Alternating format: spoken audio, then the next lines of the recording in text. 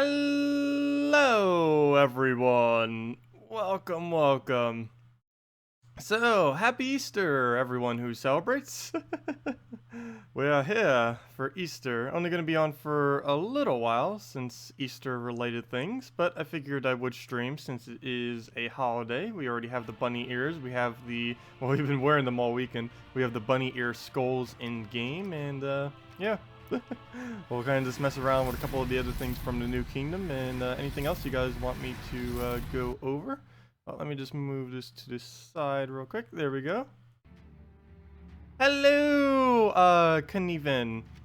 Oh yeah, you do all those interesting music video things. Those are pretty cool. Oh, let me move this up. Gosh, everything's in the way. Last minute fixes. Okay, everything should be good now. Whoa, 7 defeats. It had to have defaulted us to something that wasn't our main team.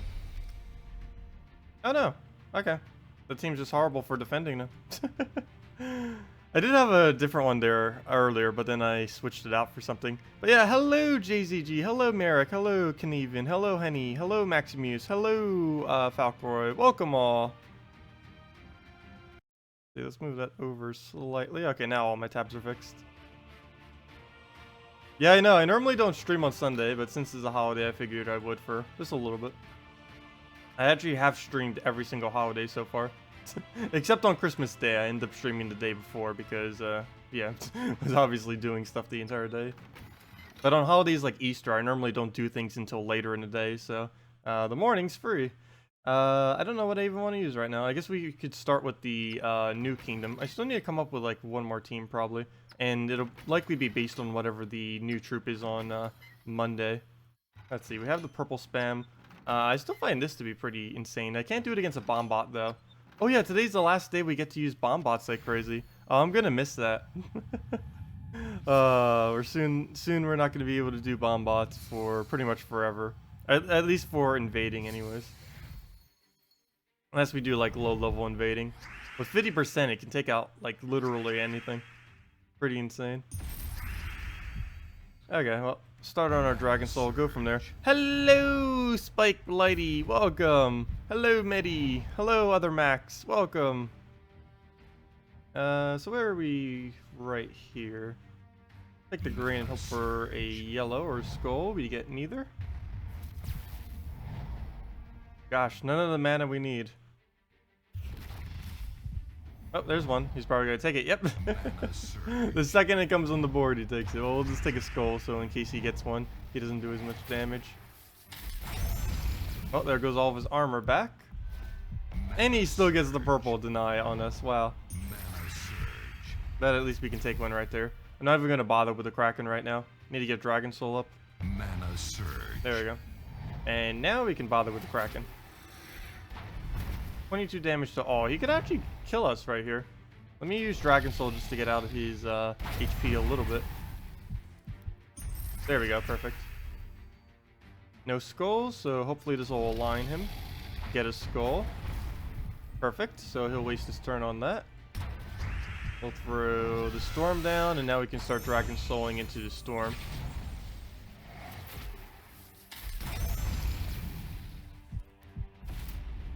Now, probably everyone who's celebrating it's not going to be here, most likely. Unless they're celebrating it later, or they already celebrated it, depending on their time zone. Should you save it for next week, 900 glory? Yeah. Next week you will be able to get the blue-yellow trait stone for relatively cheap. So yeah, it would be good to save it for next week. There isn't anything particularly good to use it on this week. If you're on the PC mobile version. Forget what the console update was this week off the top of my head. But for PC mobile, it wasn't really anything too good this week as far as glory spending. For event key spending, it was good. But glory key not, for glory not so much. Because next week, or tomorrow, yeah, tomorrow. Feels weird saying tomorrow since I don't normally stream on Sundays. But tomorrow is the new Suncrest event. So we'll be able to use all of our event keys for the new kingdom to get all of that up. If you don't have the new legend already, tomorrow will be the best day, or all next week, after the event switchover, will be the best time to try getting the new legend off of event keys, since it will be the only drop within the drop pool. Can we stop getting, like, this team? Every single time we get this guy just spamming with the bomb bots. Every single person. How are the trait stones lucking after the new kingdom? What do you mean by that? Oh, all my trait stone stashes? All of them are pretty good. I think the lowest one I have right now is brown red, which wasn't even used in the most recent kingdom. But I believe my brown red is reduced to around 35 right now. I was actually going to farm it later today if I have some spare time, just between things. I was going to just do the Bombbot team, because we calculated it out earlier, and with Bombbot having 50% extra stats, it saves about 7 minutes per hour if we were to do Explore for farming trait stones. So that's quite a bit of time save, so might as well do it some this today. Probably not for too long, but probably not even going to do it much on stream either, but later on I may. Because I do need to make sure that number's around like 50 or so, just in case they ever do like a mythic into like another troop. I forgot to double check to see if anything's even using brown red in the near future. I think the new mythic dragon, the next mythic that's coming out, I don't believe it's using the color brown red, but they may change it. Never know until it's officially out. Hello, Steelbound! Welcome! And yes, happy Easter! 1 HP! Look at that tank. The true tank. The true MVP.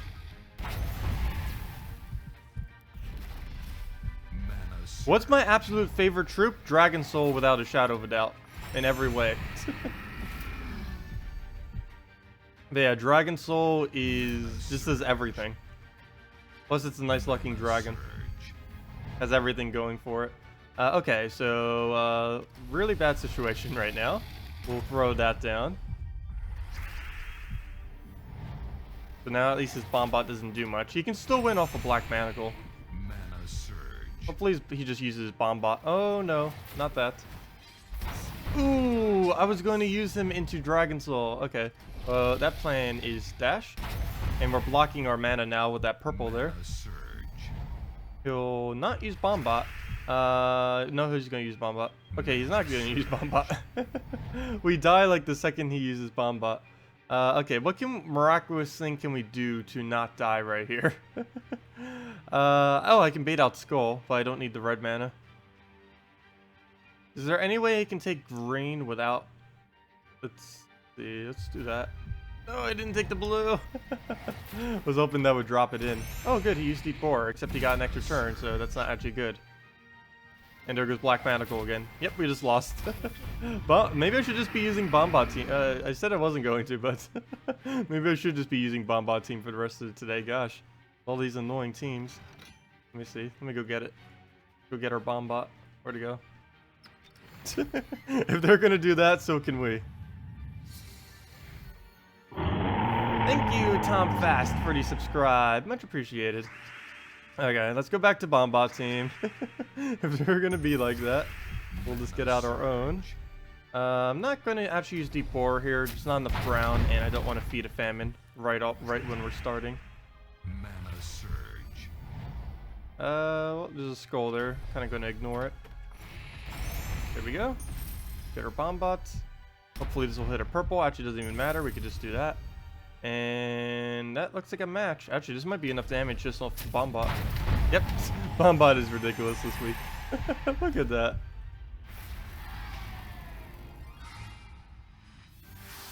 Oh, thank you, Steelbound. Yeah, I've been, I found someone who's relatively cheap recently, and I've been having him commission a lot of the stuff I've been doing recently. What's his name? It's some kind of Japanese name. Riku Aoshi, I believe is his name. The one that's been doing most of the art for me lately. The one that you saw at the beginning of the stream, the thumbnail, the one in the all the way in the bottom right corner. The only one that isn't his is the one all the way at the bottom in the middle there. That was some random person off of DeviantArt who was actually a little bit too pricey. But still decent.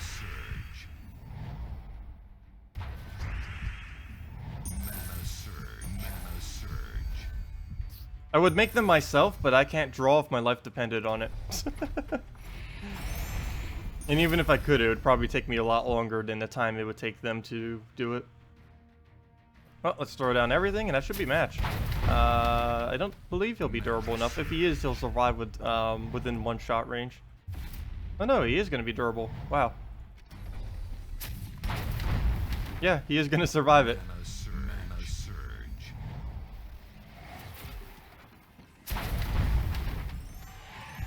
Yeah, it's holding the Creeping Death and has the black manacles in the other thing too. It's a little bit hard to see. At least on the little image. If I made like if I brought up the larger one of it, you could actually see the black manacles too. He has that on his other arm. The best 2 purple weapons, though that might change. That might change after they add the new Death Knight class tomorrow. Oh yeah, I almost forgot about that. They keep adding so much stuff as of recently. Tomorrow, other than the new event, we also get 3 new classes tomorrow. I won't be going over them. Well, I'll kind of be going over them slightly in the Monday and Tuesday stream, but I won't be doing a video for them most likely until Thursday, because I want to get all 3 of their unique weapons before I go over them. And that means I have to win 750 battles, 250 for each of the 3 new classes. And that's going to take a while. That's not going to be done on Monday, I can tell you that much. That will take at minimum 9 hours, if not more. So I probably won't be showing those until Thursday.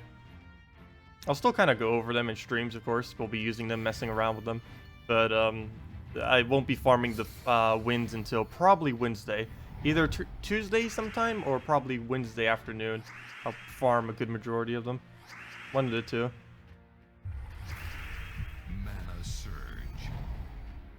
I know, the Crypt Keeper is going to be pretty interesting. The Death Knight class with the Crypt Keeper weapon. Or is it called Crypt Keeper? I forgot what it was actually called. I know it's called the Death Knight class. I didn't bother seeing what the name was. Just the stats on it. It seems pretty overpowered. They even made it more overpowered. Like, it's like, this isn't strong enough. Let's make it even more broken. No, it might not be too bad. We'll see what they end up doing with it. They have changed it a couple times. They may change it even again before it comes out tomorrow. You never know. I think we might lose Deep Borer here. Oh, good. He ended up aiming at something that doesn't use armor. Perfect. So we can just double cast into Black Manacle. Actually, we might not even need the double cast. How will the new classes be introduced? They're just going to be added. There'll probably be something in the the Monday preview. It's like, hey, we just added a bunch of classes to the game.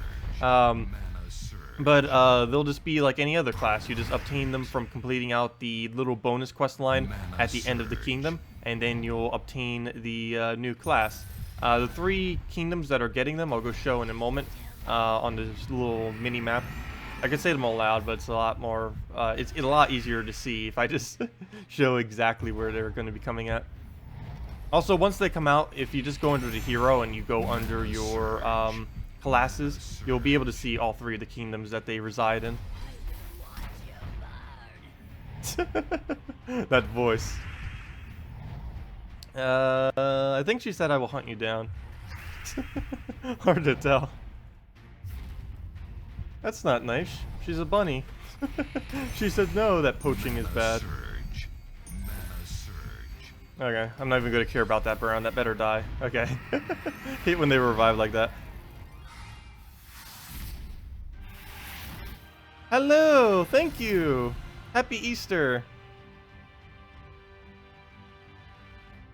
What was I about to do? Oh yeah, the 3 new hero classes. They're going to be in Golvania for the Death Knight class, the Death Knight class, Divinian Fields for the Oracle, and I forget what Stormheim classes was called, but one of them is going to be in Stormheim.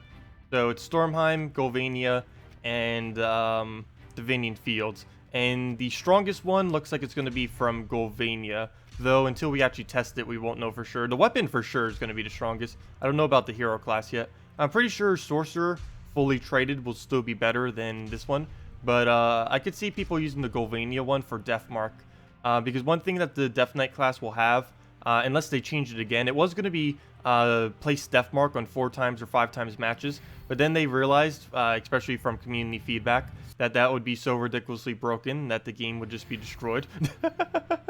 Unless they rebalance Deathmark. So instead of rebalancing Deathmark, they just changed the trait. I didn't see what if they changed it again. But the most recent thing that I saw them change it to was it's going to death mark all enemies when your hero dies, which is a lot more balanced than infinitely death marking the enemy, that's for sure. But it could still be pretty potent. Mana surge. Hello, Pandemonium! Happy Easter! Welcome! Oh wow, that complete miss against the famine. I should have just done Gar's avatar team. Okay, we're still gonna most likely win, but that definitely set us back a bit. We'll throw the bomb bot, and then he'll just drain our mana. Yep. So there he goes. Oh, don't you dare get an extra turn somehow out of all that mess. Probably shouldn't have even taken that mana. Okay, can we get a skull distraction or enough purple to cast? Okay, please get a skull distraction. Come on. Come on. No. He's gonna famine us. Oh, there goes our mana. Ooh, right on the bomb bot. That hurts. Ow. Well, that was unfortunate. Keeps taking my brown. I can't even really use deep bore because he keeps taking all the brown off the board, making it impossible to really land anything. Gotta be careful of that def as well. Where to go? We have the red there, but I have to give him a skull and probably some dropped mana.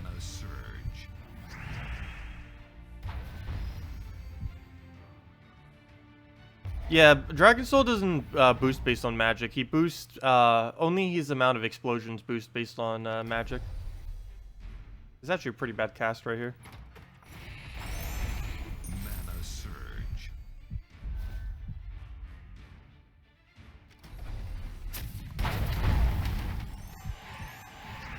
And you don't really need to make Dragon Soul tankier. The main thing that Dragon Soul really needs is just dragons on the team. Because that's the only thing that's really going to scale him upwards for the most part. Okay, he's just going to drain us again. Hate famine so much. So let's just take a non-mana so we don't bother feeding him even more. Okay. So let's just get our black manacle up. 2 black manacles will still be enough to win. Even with this kind of setback. Oh, he could deathmark kill us though. That would be extremely annoying, but no way to avoid that. Okay, he'll get distracted by Skull. We can't take any mana though, so that's not really going to help distracting him. So I'll go for a Skull myself, just so we don't have to deal with a famine. So no more mana drain anymore. That's why you don't put them back to back like that. Because then you run out, and then you lose 3 of your mana. Okay, so we'll try for a brown off the top. Oh, don't you dare deathmark kill us. Every single turn is like, wait, we'll die? Let's see, he'll probably take a blue, yeah. Oh, wow, that was a quick cleanse, nice. Problem is, I don't have my manas.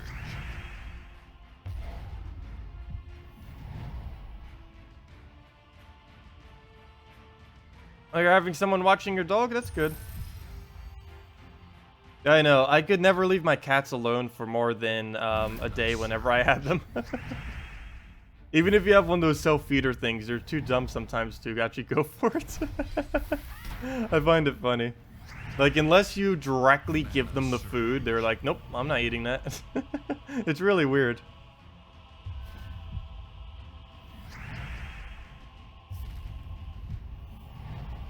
Mana surge.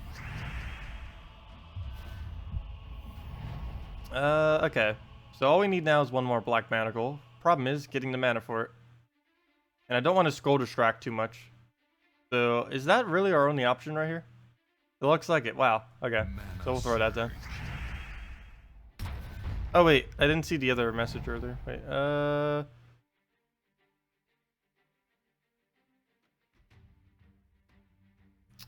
let's see. Well, I'll just go on a green.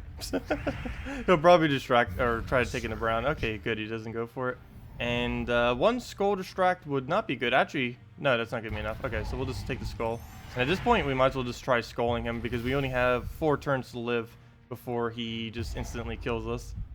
That or he can get his mana. There we go. Okay, so that went pretty horribly. That's one of the reasons why on a normal week, yeah, I don't normally bother with trying to use the bomb bot team. because more often than not, it just comes down to a black manacle, just trying to get the mana for it, and it just goes so slow when that ends up happening. A little bit annoying. Let's see. Oh no, I really like Garuda, or it's not really Garuda that's doing it, it's all the storms. Every single one of the storms is so ridiculously good with these explosions.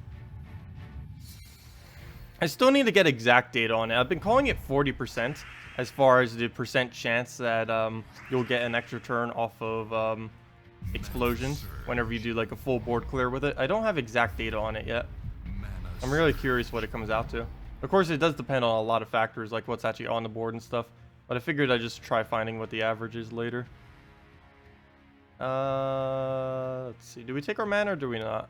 It's even if we surge, it's not going to be enough, so let's not take it yet. Oops, give him some green, but at least he gets skull distracted. It's only a ranger, it's not going to hurt. So we'll take that, get our crystallized, get our mana. At this point, we might as well just go Gorgulfa. We're already so close. Get our free mana. And, oh, oops, we're frozen on it. Wait, oh, Queen Map, I was going to say, how did we get frozen? I saw the Dragon Soul. I was like, how can he freeze the 4th troop, or the 3rd? That doesn't work. Okay, so throw our Dragon Soul, get our manas, and 1 mana short. Maybe I should have thrown the Gorgulfa. He could have had full, but we could do that next turn after our Christine X. That is. Oh, good. He finally got his frozen off, so we can extra turn that if we want to start storming, which I think we will. He'll probably throw a Ranger next turn, unless he gets Bone Dragon, in which case he'll probably throw the Bone Dragon. But we'll throw this. And then we can just Gorgulfa it into 1 more cast, and that'll be fine. Yep, there he goes. Bone Dragon. Okay, he didn't really hit that well. Thank you for the subscribe, Hellenic Mapper. Greatly appreciated.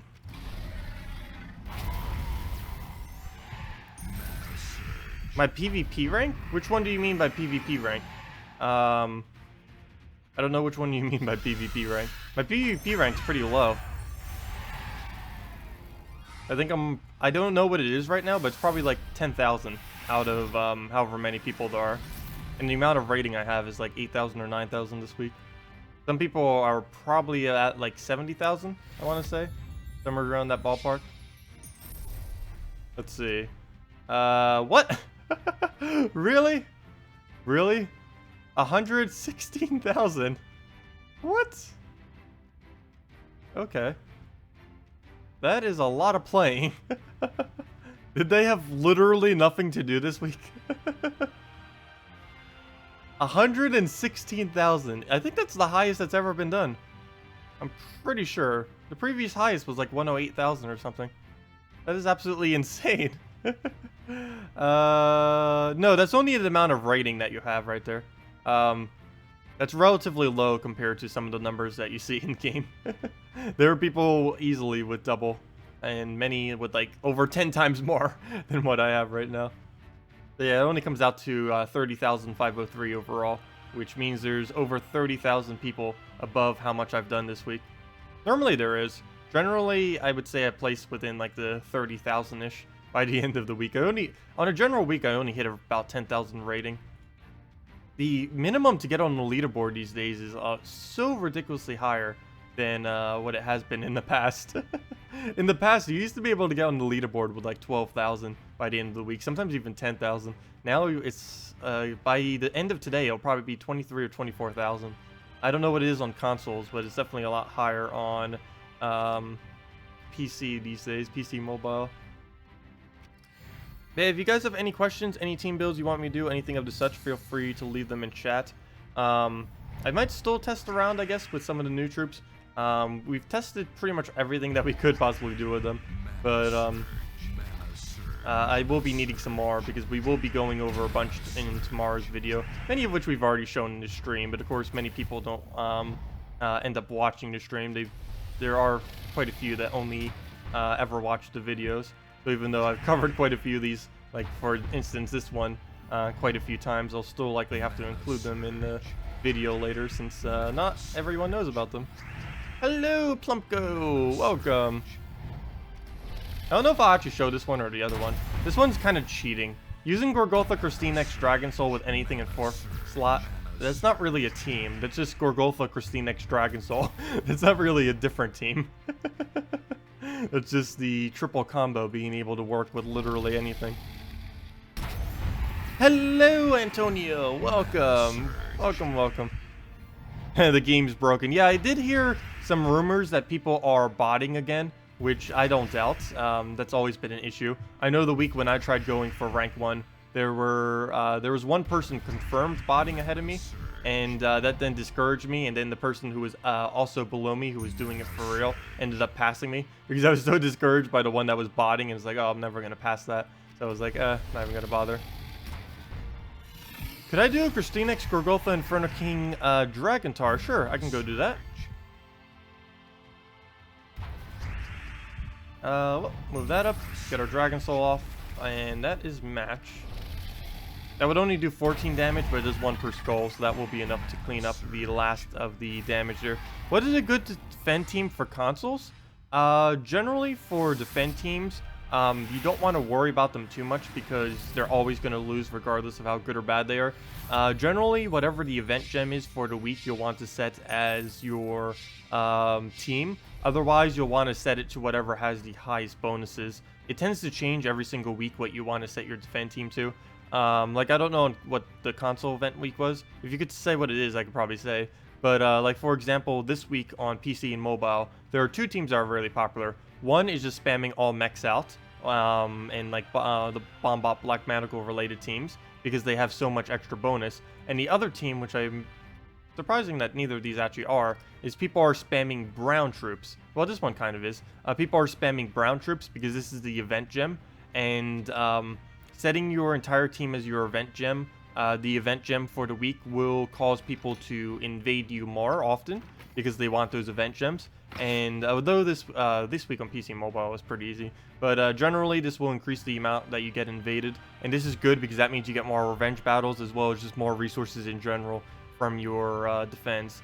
And let me go put that one team in, Christine X. Let's see what else we need. Christine X, Gorgolfa, Inferno King. And I didn't see what the last one was. Bunny ears are starting to fall. Anytime I like move my head, it like wobbles. I've been wearing it so much this weekend that it's like getting loose. Or not loose, it's like, I don't know, I think it's like slightly breaking. Because my headphones are like constantly pressing up against it. And the Dragotar. I forgot how to spell it. There it is. They spell it so weirdly. We're missing some colors here. We're missing... Why is there no red on this team? You have Inferno King, but you don't have anything to feed the red into, which is a bit odd. So let's see. What don't we use? We don't use red, and that's it. You should always have the color of the color that you're generating. I'd say probably Dragontar isn't needed in this team, and you can put any red troop there. Doesn't even really matter what it is. I guess a Courage would be kind of good. But let me go and do this. We'll set it to a brown-yellow. Get up our Gorgolfa, as we'll get most of our mana generation. Wait, what is the minus red banner? That would be a +2 blue, +1 purple. We don't really gain much of a benefit from that. So we might as well just go with the brown-yellow, rush Gorgolfa, and see where that takes us. Oh, Bombot Black Manacle. It's a rival. I guess we'll take it. We might lose, though. Oh, yeah, the Snow Buddy Loves Me event. Oh! Set your defend team as Snow Guardian, Valkyrie, Justice, and Queen Mab. If you don't have a Queen Mab, make it an Ice Golem. If you don't have an Ice Golem, make it a Borealis. If you don't have either of those 3, put anything there. Let's see. We'll move the brown. Thank you for the subscribe, Crystal, Rocredo. Thank you. Much appreciated. Mana Surge. Mana Surge. Where to go? I guess we keep throwing Christine X. That's our main damage source. Yeah, no problem, Robert. Glad to If you have any other questions, feel free to leave them. Yeah, I normally don't bother going over the console events. it was something I was kind of going to do, but I found it to be somewhat redundant when I did it for like 1 or 2 weeks, and then I kind of just stopped doing it. The main reason for this is every single console event eventually is an exact copy of the events that already occurred on PC and mobile. And since I've already kind of have the videos up, and those videos are already relatively scaled to the patch of whatever console is currently on, I figured people can just look at those. That, or we can go over them on streams when anyone asks. That's why I don't bother doing any console videos. That, and I don't actually have the console version. So if I ever do cover console videos, it would have to be from the PC side. And since they added the new event system, that makes it even more impossible, since I don't actually gain the bonus stats that console has at any given time, since it'll be the ones that PC and mobile currently has instead.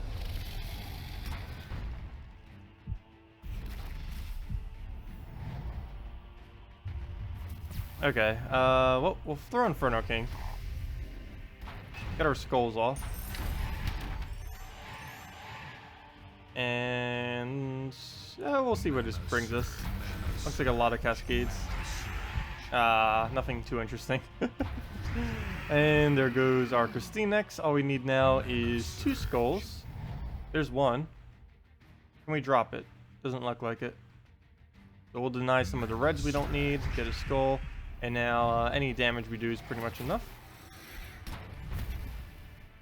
Yeah, I'd say if you were to actually use this team, replace out Dragontar for any red troop. It almost doesn't even matter what it is. Easiest thing would just be place a Courage there, so you gain some extra attack. Because it'll still serve the same purpose of Dragontar. It'll give your first lot attack, but it'll also give your other 2 attack for when your Christinex inevitably dies to something. Mana surge. Oh, where do you get blue runics? Blue runics are from Stormheim. Stormheim is the absolute best place to get it. And Jeb just listed every single place that you can obtain them as well. I would suggest doing Stormheim though, because it only drops the blues, whereas every other kingdom will drop 2 different ones. But yeah, the best place to get blue runics would just be going to Stormheim in Explore. Oops, why'd I go here? In Explore for blues, because it only drops the runic blues, as you can see. So every single runic you will get as a result from battling in Explore, or just in the kingdom in general, will be blues. Whereas if you do it like Glacial Peaks or something, you still get them if you want to do it there, but you also get oops, why do I keep going in there? But you also get purple instead. So only 50% of the time when you get a runic, it would actually be the correct color that you want. Let's take our revenge battle. Oh, this classic team. I almost forgot about this team. This thing's ancient. No, not ancient. But this thing has been good ever since Inferno King came out, which was like over a year ago. I don't know, what should we throw at him? I think we could get away with throwing this team. Have to be a little careful, but I think we can get away with it. I just need to make sure I deny his yellow, which I should be able to do with a Dragon Soul cast. Hello, Dolskin! Welcome! If I really wanted to count his yellow, though, all I really had to do was just use a Spirit Fox. Okay, so we'll take the red, get our purple surge. There's our mana already. Well, that was quick.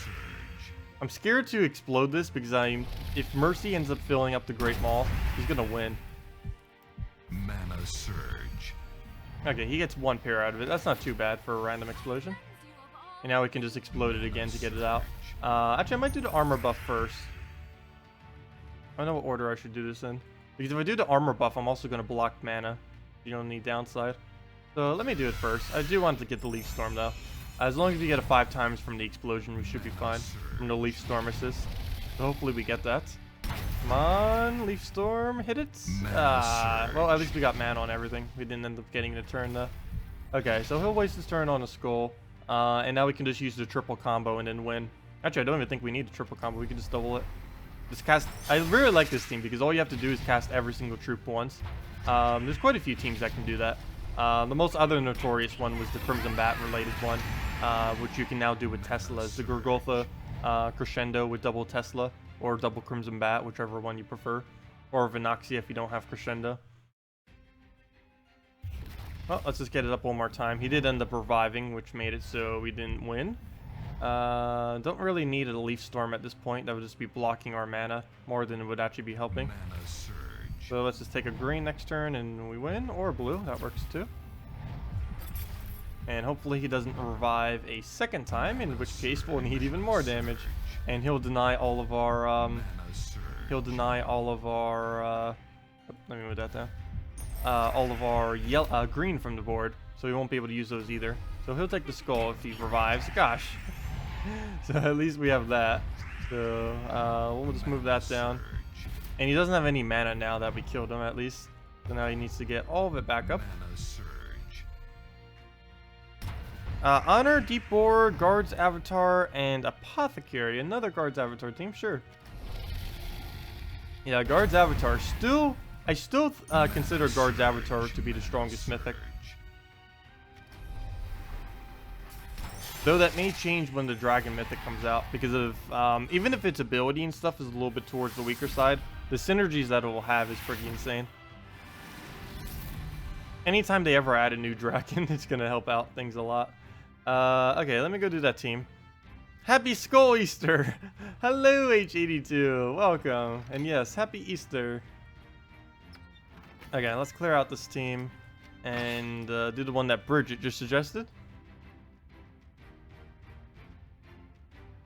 Happy Easter, Maximus. Welcome. Okay, so let's get in the Honor, the Deep Bore, all the everything. The Deep B. Get in the Guard's Avatar. And what's the last one we need? And an Apothecary. There we go. And we'll set it to a red-blue. Oh wait, actually, what should I set it to? Oh yeah, you even said red-blue. Okay. I was just looking over the banners real quick. But yeah. Didn't even notice he said that. And I ended up doing the right, or the exact same banner pick. Where on earth is red-blue? Where's the red-blue? There it is. I passed it probably like 3 times. And they really, once they get Guild Wars and everything situated, they need to do like a quality of life patch where they just improve absolutely everything that's takes too much time in this game. That doesn't need to take that much time. Like trying to figure out which banner, or trying to find the banner you're looking for. Like even if you know every single banner, you still have to figure out where the location is in the array of all the banners they have. It's not like it shows anything that can help you at least see ahead, like by 1 or something. You just have to memorize their order. Okay. Purple. Oh, we don't use purple. Just notice that now. But we'll move this. Have a chance for the yellow turn and the brown. And we get both of them. Wow. That was really lucky. Nice. Oh yeah, don't bait skulls against assassin. Yeah, that is a really bad idea to do. Generally, if you're up against an assassin, you'll want to take absolutely every skull if you can. The most you can really bait out is 1 or 2. And even that's a bit risky. As long as your last slot isn't too important though, like on this team, Apothecary, we're still going to be fine if we lose our Apothecary. So, it's not as big a deal, but if you were, like, for example, if we had something like a Guard's Avatar last slot, obviously we would not want to let the assassin take skulls. That's also one of the reasons why you don't use something like Ruane or Guard's Avatar. You notice I generally use them in 3rd slot, simply because 3rd slot is the safest slot you can ever put anything. 1st slot's the most dangerous. Last slot is actually the 2nd most dangerous. And then it's 3rd, and then it's 4th. Actually, it's really questionable depending on your team if the 2nd or 4th is more dangerous. But regardless, based on what's currently in the game, 3rd slot is the safest generally. And of course, the reason 1st slot's always the most dangerous is because that's where all the skulls hit first. And there's currently no way to redirect where your skull ends up hitting. Let's get the Deep Bore up, just so we can get all of our mana. Check out the top 50 guild thread. Sure. I didn't actually check it for today. Did they update it? I noticed this morning it wasn't updated yet. Oh, it was just 10 minutes ago. Let's see. Hey, my guild ended up making number 7. Yay. Let's see. Quite a bit of movement on the chart this week. Happy Easter to all top 50. Welcome to... Oh, Dark Warriors and Dominant made it on to the top 50. But yeah, for any of you that don't know, there's actually a top... Whoa! Anonymous and Interim both have over 50,000. What? What? They have over 20,000 increase from their previous weeks. That is insane. Has it been confirmed that they don't have any bots in them? That is some insane improvement. Wow. But yeah, my guild actually plays relatively high. We end up hitting 25,666. That's funny, all 6s. I'm surprised that's still only 7. Well, a lot of the ones that we came close to were like barely any points away. That's interesting. Okay. But yeah, there is a leaderboard kept up for the game for the top 50 overall trophies. I don't think any other leaderboards are really kept maintenance these days, but the top 50 one still is. And it's been going on for a while. I believe if you go all the way back, it's been tracked since like 2015, pretty much since the feature was released. Which is pretty cool. Same guy's been doing it the whole time as well. He's been maintaining that list for over a year now. Like a year and a half he's been maintaining that list. Which is pretty nice of him. Every single week.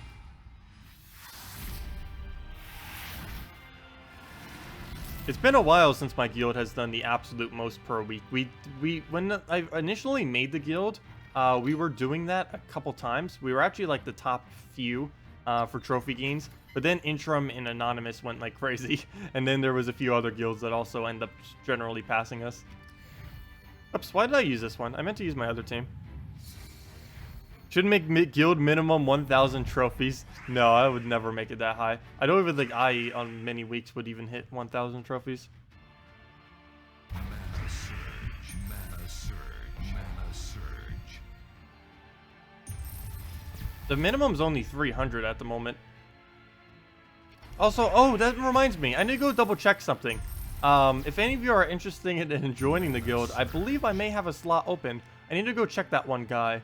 Because he hasn't said anything, and if he's still inactive, he's been inactive for, how long would that be? He's been inactive for 5-6 days.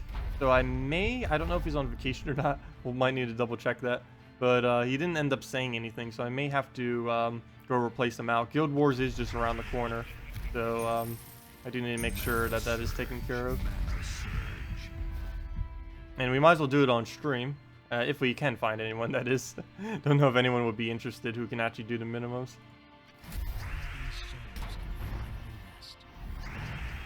What's the maximum that your Dragon Souls opponent revives in a single battle? Wow, you actually got 12 in a row before? I found that insane. I found it insane even when people said 3 times in a row. But then I just like started to like I didn't get 3 times in a row for almost over a year. And then just like 1 week I ended up getting it like 5 times in a single week. I was like, wait, what on earth is happening? I had no clue. It was really weird. But the highest amount of revives I've ever seen a single troop revive is 4 in a row. I've seen a team revive 6 times, but as far as a single individual troop reviving in a row, I've only seen 4 as the highest ever.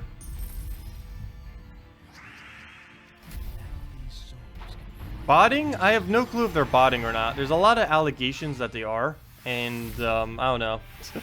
I don't really like accusing of that, but you never know with something like that.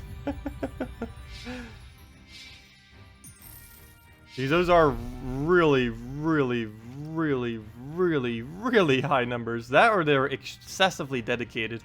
That would have to be like 23 hours a day of playing. Approximately. Like at least 20 hours per day if you're going to get that many points. Could even be more than that.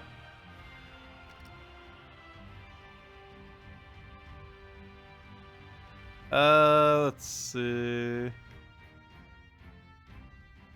It is spring break right now, so that could be contributing to it. Hello, Adrian. Yes, happy Easter. Oh, you got all the... Oh, cool. I didn't realize there's those kind of emoticon things. That's cute. A little egg thing. A little egg. I need to copy paste those in case I need those later. Those are cute. The little egg and the other thing. Those two.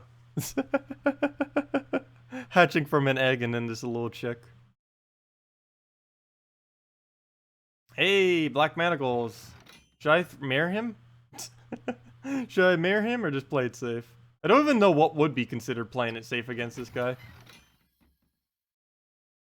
I might as well just go with, actually Justice Team might be playing it safe. Oh, you still have the Nyx there too from its event. I almost forgot about that.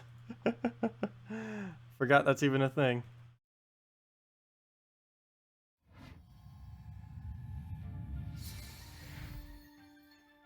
Almost all of, yeah, pretty much a good majority of the people who play this game excessively or for long durations of time are adults, so spring break wouldn't really affect anything. The general population of this game is like 80% adults, for the most part. Maybe even more than that. Like, even if we base it, especially if we base it off of my demographics, because, I forget, last time I checked, it was like under 10% under 18 watch my channel, which I find to be kind of interesting. Never really expected it to be towards the mid-range of age, because my channel is mainly, I'd say around like the 35, like the 10 years around 35, so like everything from like 21 to about 40 approximately is about the age of my channel as far as people on it, for the most part, of course. Of course, there's always people everywhere else around it.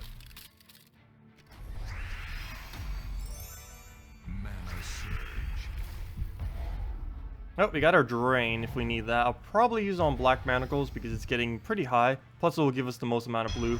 And he loses his turn right there. Nice. We did get the freeze on. Gotta love that annoying Queen Mab when it's actually on the enemy team being annoying. And there we go. We can just Queen Mab to make sure he never gets anything.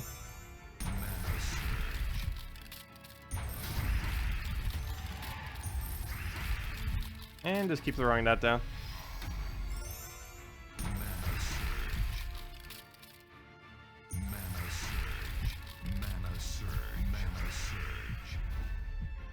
And a few of us tracked it and are contacting the dev. Yeah, I know. I actually had someone private message me about it yesterday too. And I replied to him. I probably should have said for him to contact the devs too. I forgot to. I replied to his comment, but I forgot to actually say he should go contact the devs. But yeah, it could be because the devs are so focused on making sure everything is done for the next patch that they just completely bothered to stop crushing all the bots the last few weeks. But yeah, botting has become a pretty big issue in this game. It's always been a bit of an issue. Sometimes they've addressed it quite a bit, but they do slip through quite too often. And there's No right there. Not sure if botting, but probably she might not be. You never know. She has played a lot in the past, so you never know. But yeah, what is she at right now? Is she actually playing right now as we speak? No, 14 minutes ago. So it's probably not botting then. Who knows? That or the bot took a break. No. She's probably not botting. She could be just using Mang and found some ridiculously quick team. She could be using a Bombot team too. She is using Mechanist class, so Bombot team wins excessively quick. So it might not be botting, it just might be excessively quick winning off of Black Manacle Bombot team. Because that would explain why they have such a high win rate. Because Bombot is absolutely insane, and if we were to do it every single time, doing only the true trophies and the 1 trophies, and going for any of the easier battles, and if we did some things to manipulate our battles so we always get easier battles by switching our defend team, though she isn't defend team manipulating, I don't think, unless she's using the other method to do it. But this team that she's using right now isn't defend team manipulating, it's just a normal team. But yeah, you can manipulate your defense, which will then manipulate the PvP battles you get, which will then give you easier battles. The entire rating system in general is kind of a joke, because of the matchmaking system is so broken. Mana Surge. Alright, we'll throw that down. A good majority of the people that do hit pretty high do know how to manipulate it.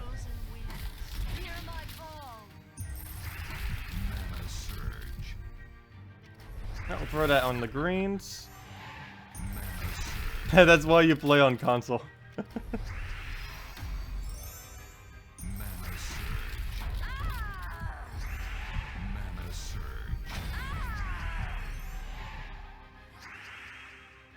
Oh yeah, it was pretty funny. I actually have some footage on that on my channel too, from a long while back, or not too long ago. I think it was like, what, 7 months? But there was actually someone live streaming, or not really live streaming. It was like the Steam broadcast thing, and I guess they didn't realize that they had it enabled. And a bunch of people, including myself, was watching a bot play Gems of War. And you could just see that it was obviously a bot because its mouse would just like instantly go from one location to another, and it would pause for about 10 seconds every single time to calculate what its move was going to be. What it ended up doing was using pre-nerfed Corvash with double Astral Spirit and a Valkyrie, and essentially what it would do with the empowered Astral Spirits is whatever program it had going for the bot, it would calculate out where the cascades would go and where it would have to aim to get an extra turn. So the Astral Spirit would always aim in at an extra turn. It would eventually get the board to the point where Valkyrie could just cast. It would basically Astral Spirit, get an extra turn, Astral Spirit, get an extra turn, use a Valkyrie, then Corvash, and then that's pretty much the match at that point. Just keep repeating until it inevitably won. It would lose occasionally, and I actually tried making a team that would make it lose, though it didn't work. I tried. It actually faced me during the stream too, which was pretty funny. But it ended up losing, or it ended up winning, I mean. My defend team lost. Mana surge. Speaking of lose, Justice team is still pretty broken as well. The Guardians in general are relatively overpowered, mainly because of how well they can loop.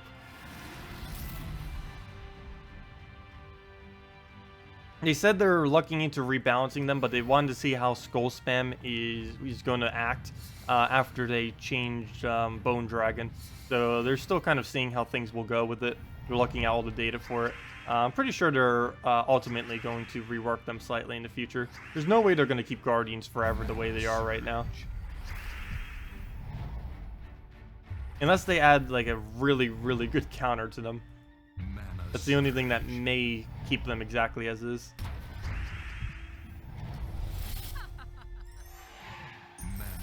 Oh, you finally got 1K trophies. Nice. I haven't actually bothered getting 1K trophies for a while now. Generally, in a given week, I only get like 500-ish. Somewhere around that general ballpark. Unless I end up playing a lot more for whatever reason. Should I take a skull? Yeah, we'll take a skull. Why not? Didn't get the blue off the top though, but we can just go for Valkyrie mana for the next few turns. And just get that back up, get our Justice going, and go from there. He just dropped the reds I was going to take, so we can't go for that. Doesn't look like we really go for anything, so we'll just take a skull, making sure he doesn't get anything.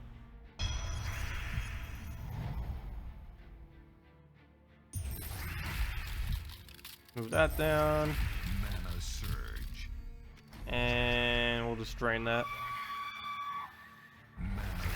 Yeah, no, I'd probably gain... If I was to do all the time that I do gaming, just in Gems of War, I probably would get 1,000 to 2,000 trophies per week.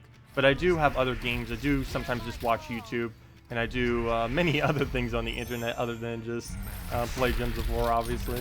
So if I did accumulate like every single second I ever did on the computer, other than time spent on YouTube, of course, or, you know, to make YouTube videos. If I was to use, like, every second of that, it probably would be a couple thousand per week, but there's no need to do that. Some weeks, like this week, where it's a little bit more interesting, like, I think we're almost at, like, 600 this week. Like, any weeks like this, I generally get a couple more, but I don't think the next time I'll probably have a lot of trophies in a week will be the week that Guild Wars comes out. Because that's been something I've been wanting for a while. Some people have. Just some kind of feature to make endgame a little bit more interesting. So we'll see how that pans out. Could be completely broken, but we'll see. Or broken as the fact that, as far as like what people use for defend teams. Because it might not be fun in a way. Because one slightly bad thing that they're doing, or it's good and bad. It's good if you're, or bad if you're in a really high guild. But the bracket system that they're going to be doing will make it essentially so my guild is against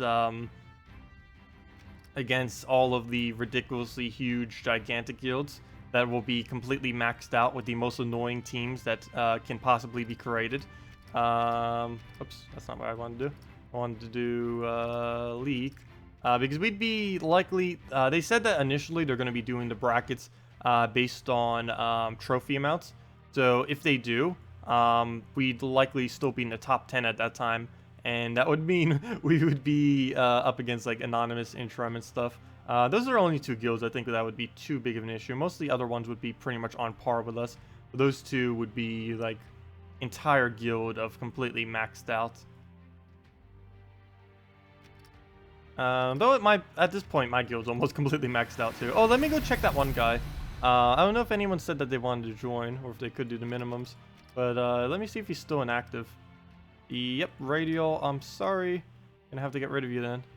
6 days inactive, yeah. Sorry, Radial. You're gone. He'll contact me later if he was just vacation. And if it is, then I guess we could add him later. But, or bring him to the partner guild, because I believe my partner guild still needs 2 slots. Let me actually double check that while we're already here real quick.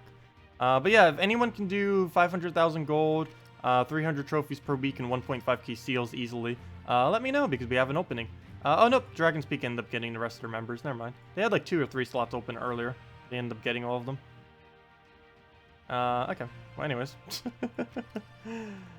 I'll worry about that later today. Like, way later today. Probably tonight. Let's see.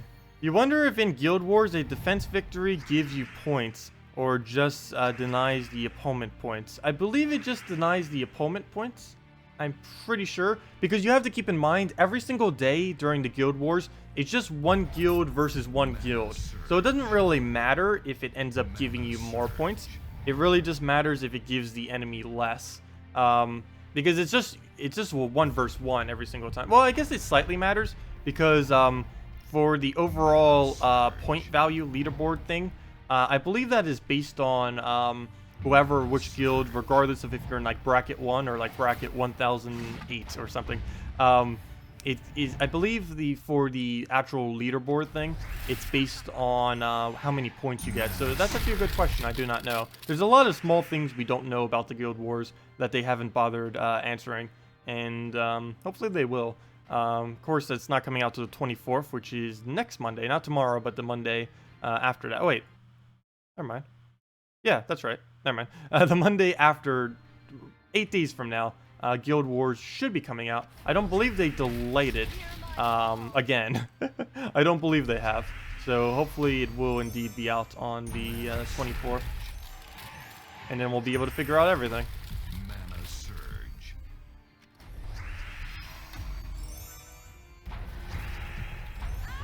Oh, H82, you want to join? Sure. What's your invite code? And I can add you in.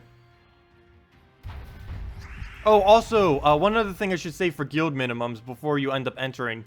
H82, the other guild minimum we're going to have is, once Guild Wars actually starts, we're going to be maxing all the guild sentinels. And that will end up costing you 340 gems, 600 glory, 1,400 souls, and 60,000 gold per week. Though we easily get more than that off of all of our tasks per week. But do keep that in mind. I actually had like 2 or 3 people end up leaving my guild because they didn't think they'd actually be able to do that. But we are going to be competitive in a new Guild Wars system, so that's the main reason why we are doing that. But how high our guild is rated, we kind of have to, because all the other high guilds will be doing the same. Or at least the very top few. I know 340 gems is quite a bit, but you do have to keep in mind, we get on Monday 490 free gems. And you also have to keep in mind that we do legendary tasks, which, depending on how many gems we get from that, we may get a total of 1,000 gems per week. So relative to that, that's actually not too bad. That's only about a third to half the gems we'd get in a given week. We'll have to go to the Guild Wars. Plus, you have to keep in mind, even though we're paying up front, if we do end up placing high on the Guild Wars, we end up getting these rewards. Oops, wrong button. We end up getting these rewards. And technically, if we place 9th or higher, we essentially pay for all of the resources that we paid into it. So you do have to keep that in mind as well. Of course, for a good majority of guilds, like 99.9% of guilds, it would not be worth it.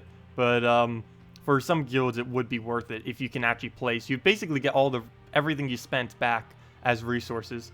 And it is quite possible that we could place somewhere in here. Even if we end up making like 10 to 19, we still get a good majority of it back. Even 29, 49, even top 100, still getting a decent amount back. Plus we get those Guild Wars troops, of course. Well, regardless, even if you just participate in it, regardless of where you go, even if your guild places like dead last somehow, which you wouldn't, you'd place somewhere in some ranking. But as long as your guild participates, you automatically get 2,000 extra gold, 10 extra gems, and 3 of whatever the event troop is, or the Guild Wars troop, I mean, per week.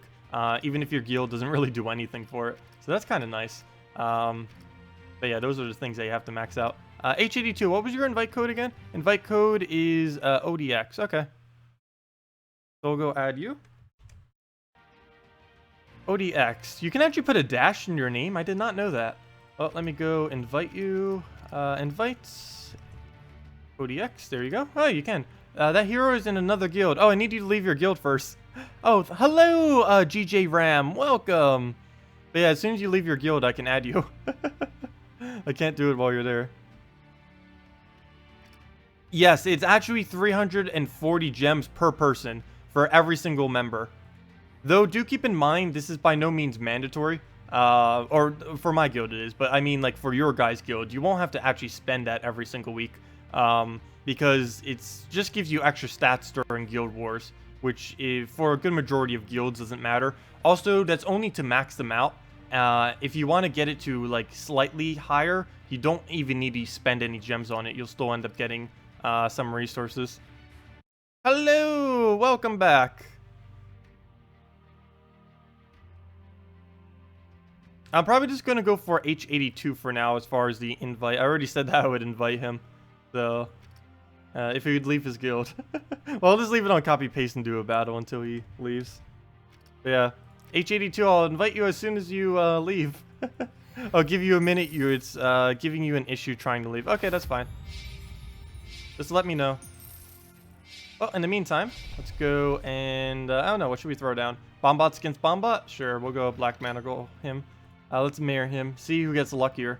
This is like Russian roulette. Who gets the Bombot off first is the winner.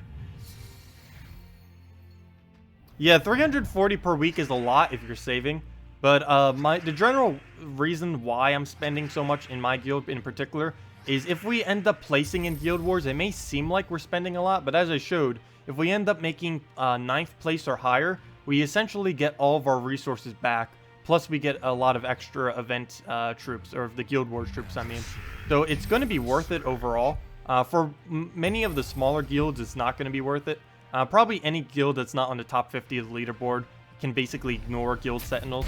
But for the higher people who are trying to do like the trying to get on the leaderboard for it, it will be worth doing it because you get gems relative to the higher ratings that will actually pay off for the upgrades that you're doing. So it seems a lot initially, but as long as you place, it will basically pay for itself. Hello, Shadowburn, welcome. Why is the redeem code still broken? The main reason it's still broken is because the developers are currently doing everything they're doing right now is focused on getting Guild Wars nice and set for when it actually gets released, making sure there's absolutely zero issues with it, hopefully. There better not be. With how long they're taking, there better be no issues when it gets started. But that's the main reason why they haven't really gotten around to it. Their complete focus currently is on the getting Guild Wars done and released for the 24th. But probably soon after that, they'll have the redeem codes fixed, hopefully. Oh gosh, really? Really? Really? Really? Really? This is why I hate this theme sometimes. Really? Well then. Well then. Okay, he's using Kraken. What should we throw at it? Let's just throw, do we have to play it safe? Do we really have to go and play it safe? I'll go get the safe team if I have to. Oops, that's not the safe team. That's the safe team.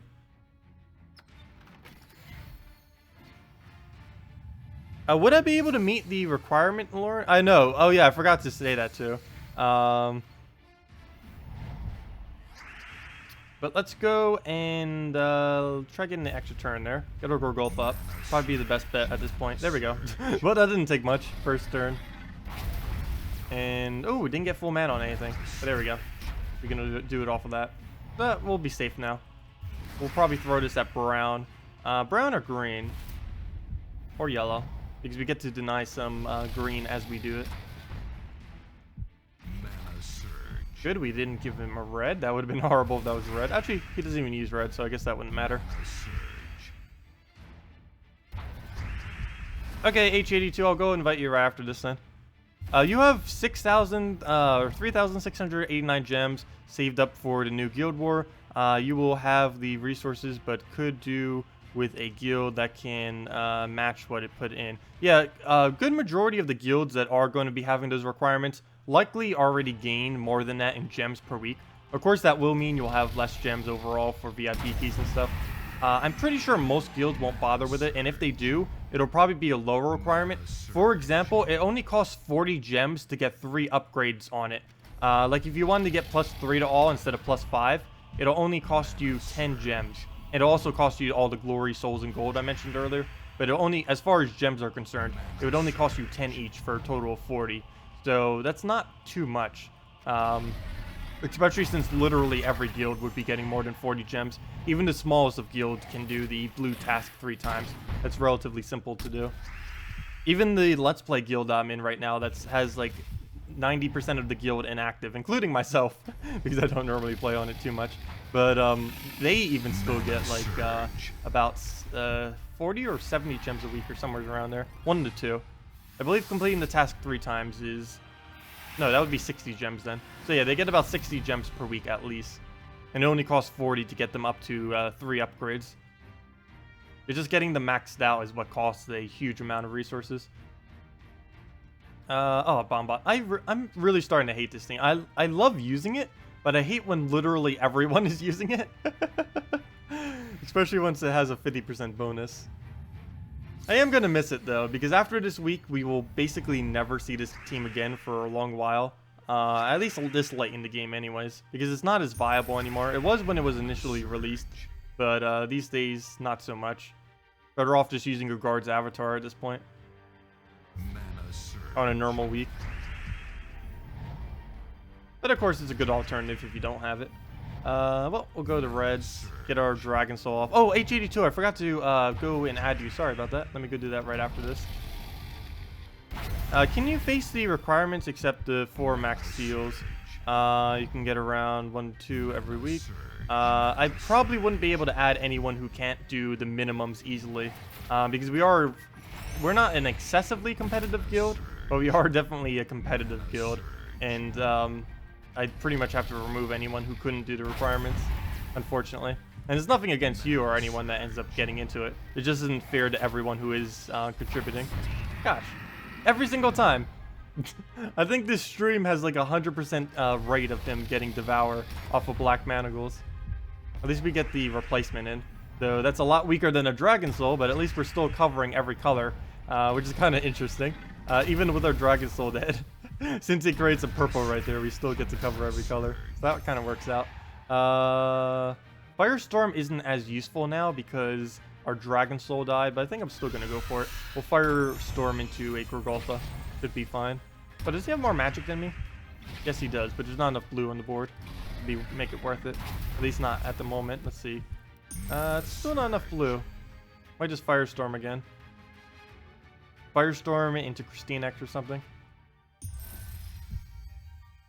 What to do? Let's actually remove the blue. Looks like the most. I'm not even gonna bother with this thing. Let's see, what's his hero magic? Oh, his hero magic actually would have had enough. But maybe I shouldn't have done that. Because we could have done it on his hero. I didn't realize it had that much magic on it.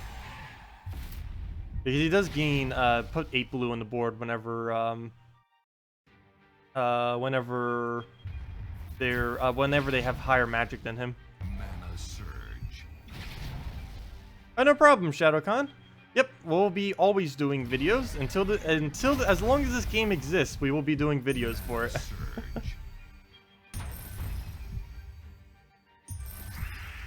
And there's plenty of other games that I could probably go over to too if this game ever did go down. Though I have a feeling this game will last for at least a couple more years, if not longer.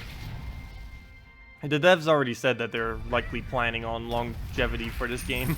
This game did a lot better than they initially thought it would. Mana surge. Let's see. At the moment, I won't be able to add you. I don't know what to call you again. Lauren, was it? I keep forgetting what your actual name was because you keep changing the name. But yeah, I won't be able to add you, unfortunately. H82 I already said I would add. And if you can't do the requirements, I unfortunately can't add anyone who can't. But let me go get H82 in. Invite. There we go. ODX. Let's see. Is that everyone up to par then? Yep, pretty much. Nathan's a little behind, but it is the holidays. Let's see. Polog's a little behind. Oh, Deep Node. I need to see. Might need to go contact him. Not gonna kick him for being a little below like that though.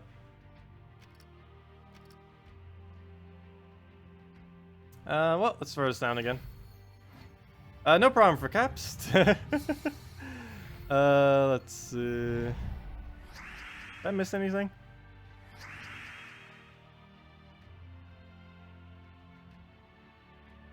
They probably got stopped by Apple again. I don't believe they got stopped by Apple. I'm pretty sure they didn't get stopped by Apple. That'd be funny if they did. If they did get stopped by Apple again, they might just stop doing redeem codes.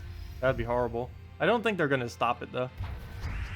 I highly doubt it was Apple related. Mana surge.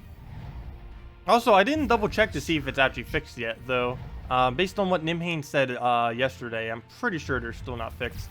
Because she said that their main focus right now, of course, is on the Guild Wars thing, and they won't really be addressing it until afterwards. So I assume it's still going to be broken for probably another week. I might as well just remove it and make the chat bigger, like what I used to have for it, and then just change it again when they get redeem codes back. Mana surge.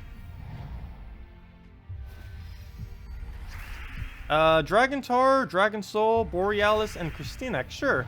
Haven't done a all-dragon like that for a while.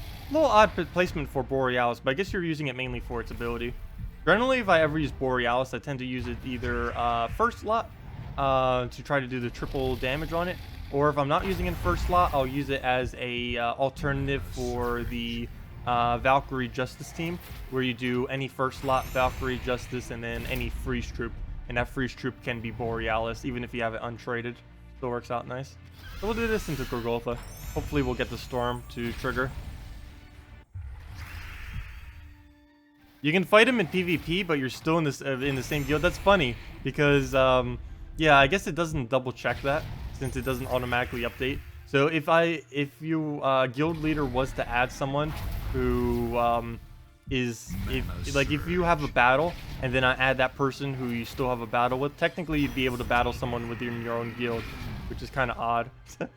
Oh gosh, he just killed out our dragon. What is with them killing our dragon soul every single time? It's still a little bit of an odd move since we have this red storm going, but I'm gonna remove my red. At least we do it for the higher boost ratio. I mainly did that for the extra turn, the guaranteed extra turn. We can always clear it out with Gorgolfa, so I'm not too worried about what the board looks like. We'll throw that down. Gorgolfa it, hopefully extra turn off the reds and go from there. Or extra turn off of anything, but reds would be good. There we go, perfect. Well, there we go. You just throw on. Let me not remove blue this time. Let me do it on green or something. Because we will be needing that for this cast if we want to get it off. Which I think I will. What's his magic level? Okay, good. It is higher than ours. So we'll throw that off. And we miss. We would have gotten those 4 blue. We could have had enough. Oh, he didn't go for it because he's frozen. Perfect. And that's match. Doesn't matter where we aim this. Oh, there we go. I still find it ridiculously funny how easy they made this event this week. I know some people have already done it like 10, 15, 20 times over by now. But we've done the current event nearly 4 times over now. I've never even gotten close to doing an event 2 times over. But it was ridiculously easy. All you have to do is just kill browns in PvP. And pretty much every team you ever face is going to be using at least 1 brown troop. Because obviously if they want to cover every single color, they're going to need to use those browns. Let's go throw this down. I actually didn't throw this down yet this stream. It'll be one of them I'll be showing in the video like all the others. This is the only really viable team I could really find with Owllift. Pretty sure he'll have some other purposes too with purples. Maybe with a giant spider and stuff. But as far as overall strength, I think this is the best I can really think of. Because it has the safety with the Gorgoltho, you get the Dragon Soul for the mana generation and his souls. The souls will then be used for Fairish Ra as well. And the fact that you'll have so many purple will allow you to keep using the Fairish Ra. So it works out.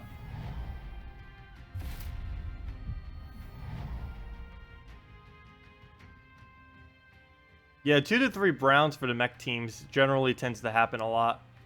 Mainly because of Black Manacle and the fact that Deep Borer and Bombot are like the 2 best mechs currently in the game. And both of them are brown oriented. One of them creates browns and the other one is brown. Okay, so we'll let him take the skull. I really need purples. I guess we'll take the red though because we don't really have any other choice. So we'll just take that. Blues, no. All that, no. What do we go for? Oh, we'll take the blue into a brown maybe. Nope, don't even get that. Really? Nope, no red drops. Board is not giving us anything, gosh. Mana surge. Oh, shuffle. Nope, shuffle doesn't even help us. No, actually it does. We'll be able to take a red here, regardless of what he does. So I guess it helps slightly. Well, he got a head start now. How many hours do I have in Gems of War? As far as actual playtime, it is around... Actually, let me just get the exact number. Might as well. Let me see. Profile. As far as playtime is concerned, it is exactly 2,753 hours of Gems of War over 2.5-ish years. Since November 2014. 2,753 hours in game. And as far as all time accumulated, I'd say is about 5,000 total-ish. Mainly if you count actually doing videos for the game and doing forum-related things. If you count all that, then it's more towards 4,000 or 5,000 hours total. Mana surge. There's some people I think who are almost at 10,000 hours played, which is pretty insane as well. I need to go find someone's profile that actually has that later, because I know there are some people that are pretty close to that, getting the 10,000 hour mark. I don't even know if Steam can keep track of up to 10,000.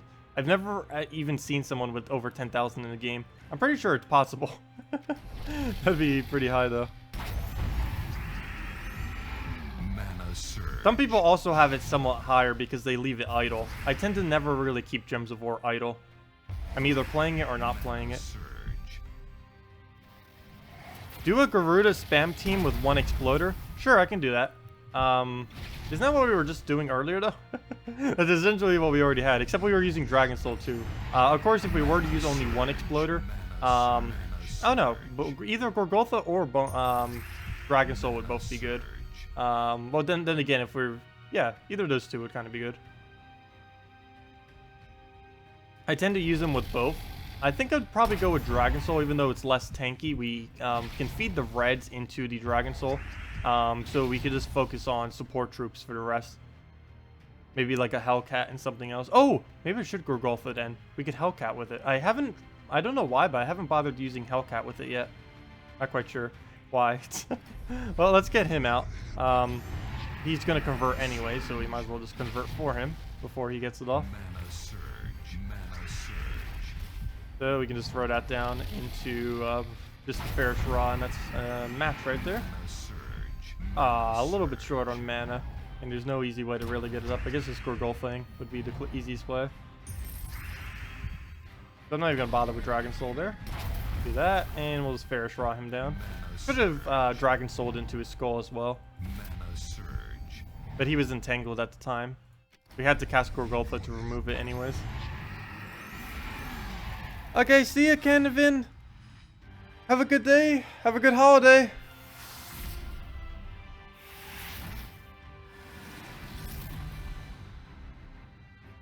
Okay, so let's go do it with a single exploder of some kind. I think I'll do a Dragon Soul. He doesn't have too high of a skull damage. Do I have all the cards? Yes, I have every single card in the game. So if you ever want me to do or test anything, I have literally everything. I have everything. I have every card, and I have every card fully traded. I do not have every card to Mythic, though. I don't think a single person in the game has every card to Mythic. It's unrealistic to do with the current setup of the game. But yes, I do have literally every card, and a good majority of them upgraded to max. Not all of them, but pretty close. If we go all the way down right here, we have... Oops, I did not mean to go to amount. I just wasted time there. I meant to go to rarity or level. Either of the two would work. But if we... They really need a better way to scroll down, too. You have to click like 20, 30, 40 times. But here we are at the bottom. But yeah, we have every card. And here are all the ones that aren't upgraded to max. Are all of these. So pretty much everything. And most of them that aren't maxed are like newer cards or event-related troops that came in. Those are the only things that tend to not be maxed out whenever I do end up getting them. And I really need this guy upgraded too. He's going to be the last thing that gets upgraded from the most recent kingdom. The commons normally are because of how many copies you actually need to get them upgraded. But yeah, that's everything I don't have maxed. And other than that, we do have every card. And that means there are exactly 341 cards currently in Gems of War. 342 troops as of tomorrow. So quite a bit. You're level 45 and you don't have any mythics and you just got 4 legendaries. That's actually pretty good. 4 legends at level 45. People don't tend to get mythics until way later in the game. Like way later. Like actual mythics, like base mythics. And as far as upgrading them too, they don't tend to get it right away either. That tends to not be something you do until like the hundreds. Like the mid to late hundreds. And a little bit further from there. Let's see. You've gotten Dragon Soul armor. How would you suggest spending gems from now on as a new player? Generally, I would say get Dragon armor, then get Celestial armor. Yes, it is good to have both of them because there are many instances where 100% soul bonus is better than 100% gold. Though 100% gold for like PvP and stuff is best. So it is good that you went Dragon armor first. But generally, I'd say either spending 50 gems to get one of the weaker armors if you don't already have Dragon Soul armor. Then you buy Dragon Soul armor. Then you buy Celestial armor, both of which cost 500 gems. And then from there, you buy 50 bulks of gem keys, pretty much for the rest of your gems. You can spend them occasionally on event keys, though as a newer player, it's a little bit hard to determine when is actually good to spend event keys.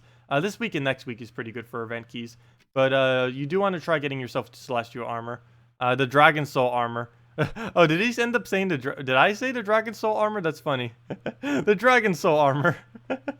But yeah, spending 50 bulks on gem keys tends to be best value if you are going to spend gems. Main reason for 50 bulks is they cost slightly less per chest. I believe it comes out to 9 gems each instead of 10 gems each, which adds up over time. And will save you gems just overall.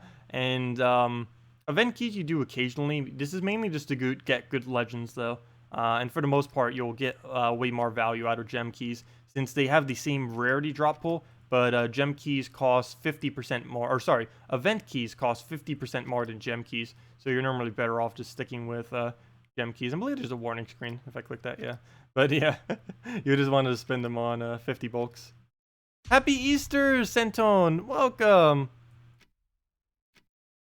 What was I about to do? Oh yeah, I was about to do a team with 1 Exploder for this. Actually, I might use Gorgulfa. I don't know. We'll use Dragon Soul, I guess.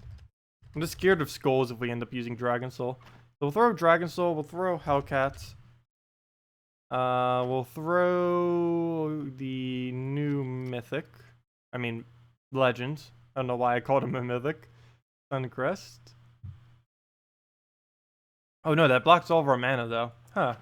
What do I do? Because Hellcat... Oh no, that's bad. Regardless of what I do, it's going to be blocked. What else can create a lot of reds? Courage can. Oh no, do I throw Courage on this? That'll be a little bit too much mana blocking. That does seem like it'll be too much mana. Maybe I should just go Gorgolfa then. Alright, we'll put Gorgolfa there. Gorgolfa, Hellcat, and one other troop that uses red. We're missing green, blue, and well, another red. We're using a lot of yellow though. We almost need yellow generation for doing this. Gosh, the problem is everything that revolves around it. Okay, we'll try doing it with Dragon Soul. See if we can get a huge spam on the board.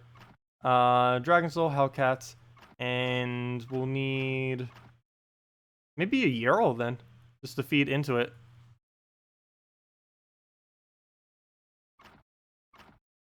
I don't think I'm going to put Yarl in first slot. Okay, so we'll run with this. A little bit of odd team, but we will make it work. Banner, let's see. Minus blue, minus green. What's the minus green banner? Oh no, minus green gives us the other one. All the minus banners don't actually help us here. So we'll probably just go for a red-purple without the minus yellow. And see where this brings us.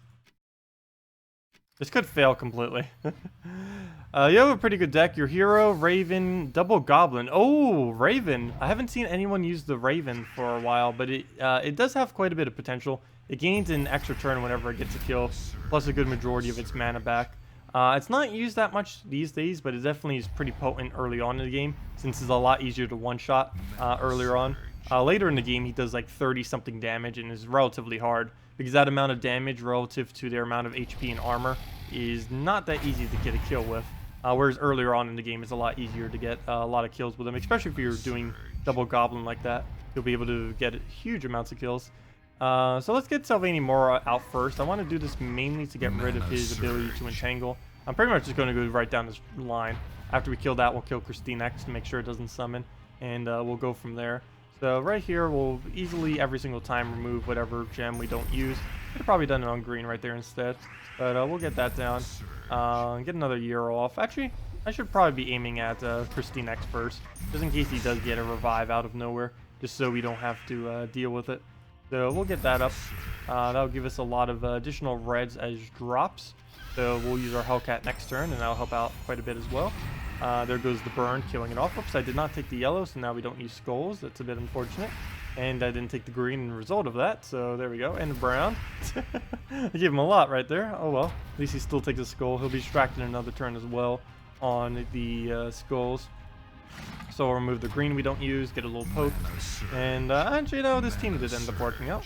That's nice. Thought it might have a little bit of a bad start, but it still could on some battles. But it went over pretty well. We'll gain its magic, and we can just Dragon Soul into a Yarl. And I believe that is the match. I could have gotten a bunch of reds right there. Not really needed, though. And all we have to do now is Yarl him, as long as we don't miss. And there we go, that's match. You know a better starter deck? And it's not double Goblin. You said the second Goblin is Shaman. Oh, sorry, I didn't see the Goblin Shaman. As far as good starting decks, generally I tend to say go all Goblins, all Dragons, or all Guardians. All Guardians doesn't last too long, though. That's only until about level 50 or so. It's mainly all Goblins and all Dragons, particularly all Dragons, because you can scale up all Dragons throughout the entire game. I did an entire video on it too, like how to scale up the team. But generally the base of a Dragon team is something along the lines of... I'm not actually going to use it right now because it was completely failed this late in the game, but it does work earlier in the game. It'd be Baby Dragon, that Dragotar, and a Dragonian Rogue.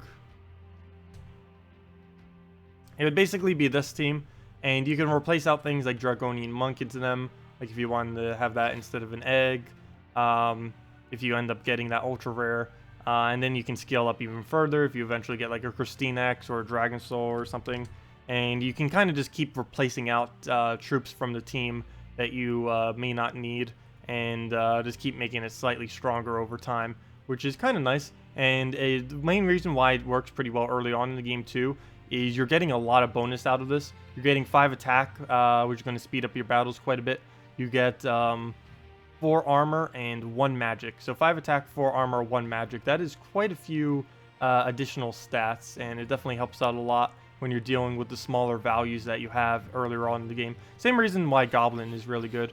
The team for that is Goblin Shaman there. Goblin Rocket. Goblin Rocket, by the way, if you don't already know, is the best Goblin. Hey, and he has 25% this week. I almost forgot about that. Goblin Rocket. Hobgob. I should just type in Goblin and I can find all of them instantly. Other than Boar Rider. And Boar Rider. And banner for that, you just set to a red-yellow to rush up your Goblin Rocket as quickly as possible. You could even really commit to it and go +2 red, +1 yellow, -1 brown. Generally, I just go the Adana banner for +1/1 on both his colors. And he gets additional one too off his very first trait, which is definitely advised. And this, similar to the previous team, gets huge bonuses as well. It gets 5 life, what is it? 5 life, 5 armor, and 4 attack for its bonus. It used to be a lot more attack oriented, the bonus that you used to get for all goblins, but then it was too overpowered. That was back when goblins like ruled the entire game. All the way back then. Oh, the Kraken combo for it. Let's throw the Nyx at the Kraken combo. Might as well. Kraken, I think, is actually better. The only reason I still have Nyx up is from the event week, like 2 weeks back or 1 week back, whenever it was. Yeah, Snothelm is pretty powerful. I tend to only use him within the context of exploding teams, because you get so much mana from exploding teams, and he can cast his turn without losing it. That's about the only instance I really use Snothelm as a nice disable for that. In the context of Goblin teams, I don't really find him to be too useful, though he is required if you want to cover every single color. I normally don't advise him in Goblin teams because Goblin teams are something that tends to be more early game oriented, like using a whole team of Goblins. And as an early game player, you likely won't have him because he is an epic troop, and it's a completely random drop if you would get him. So a good majority of newer players, my Let's Play account included, do not actually have a Snothelm, but it's really easy to have the other ones. At most, you may not have like a you may not have the Hobgoblin, or you may not have the Goblin Rocket, but it doesn't take too long. It only takes about a couple weeks to really get either of those two. Probably even quicker than that, depending on many factors. But we'll throw that down, like yield and stuff. And really no point in constantly using Queen Mab anymore because he does have Mana Shield. I'd be spamming it more if he didn't have the Mana Shield. No extra turn? Really? No extra turn? I can't even... Oh, there we go. I can drop it. There we go. The overkill of this team. When this team goes great, it's just absolutely insane. Gotta love that justice. The entire team is just justice going crazy on them. Oh, let me go throw Guard's avatar. Which one should I do? Let me do the Honor Guard. I did the other one earlier. You need a good weapon? What color are you looking for? I can tell you what the best weapon is for every color or for every situation that you may need. Just let me know what you need and I can tell you. As far as just the best weapon just in general, that would be Creeping Death, which you can get from 250 wins on the Necromancer class. But that's a pure purple weapon, and that might not work for every situation that you need. Mana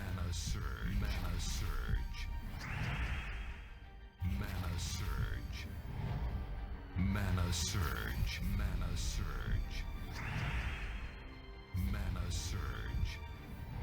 Okay, let's go on Purple Surge. No! We didn't get the Surge.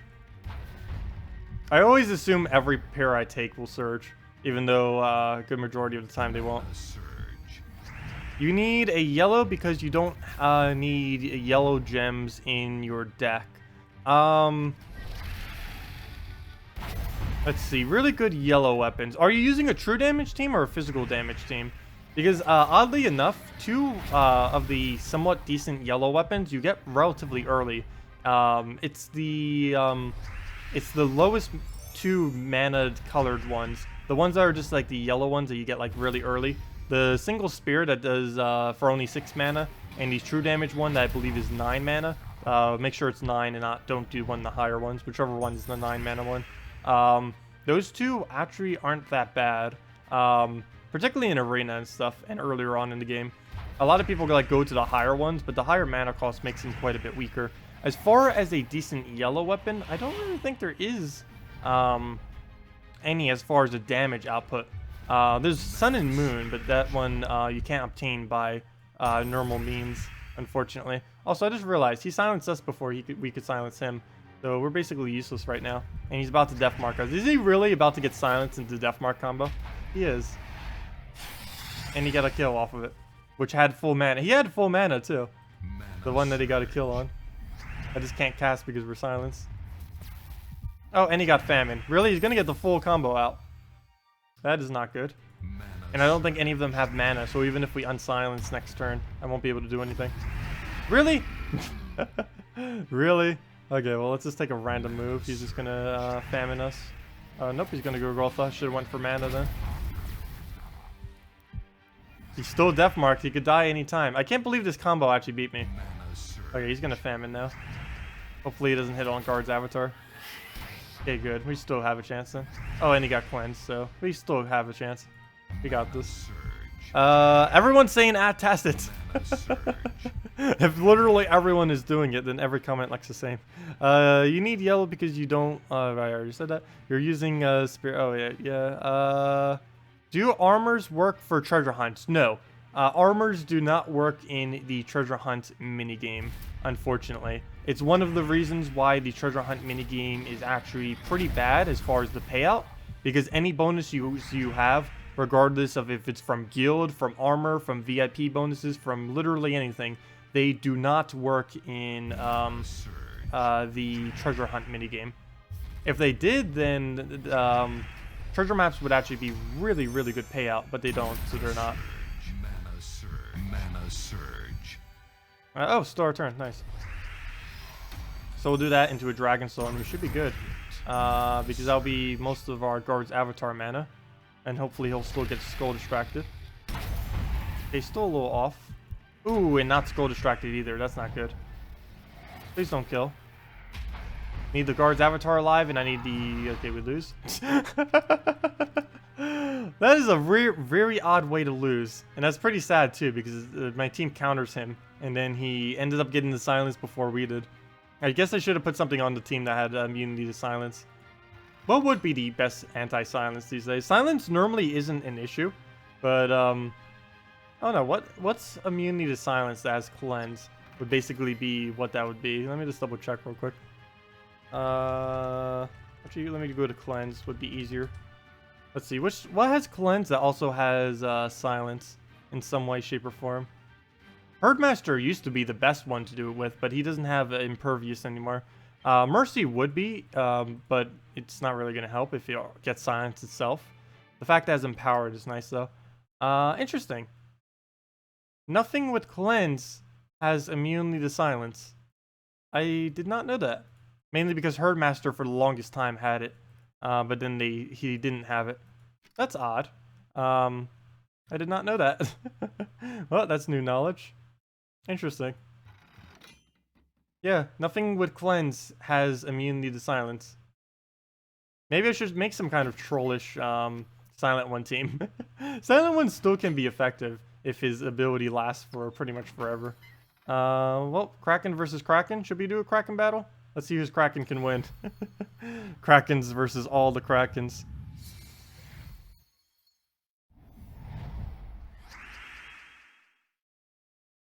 It works 50% of the time, yeah. Oh, I forgot to go double check the weapons too. Oops. But yeah, Sun and Moon is like the only really big yellow damaging weapon I can think of off the top of my head. All the other ones, you basically just use the really low mana cost ones, just so it doesn't really get in the way of your team for the most part. Mana surge. Mana surge. Because almost every yellow weapon is a support item, which kind of makes sense because the color is... Every single color is kind of associated with something. Green tends to be support. Yellow tends to be support. Red and purple tend to be offensive. Red tend to have more skull-oriented offensive, whereas purple tend to have more cast-oriented offensive. And brown is mixed, and blue is mixed as well.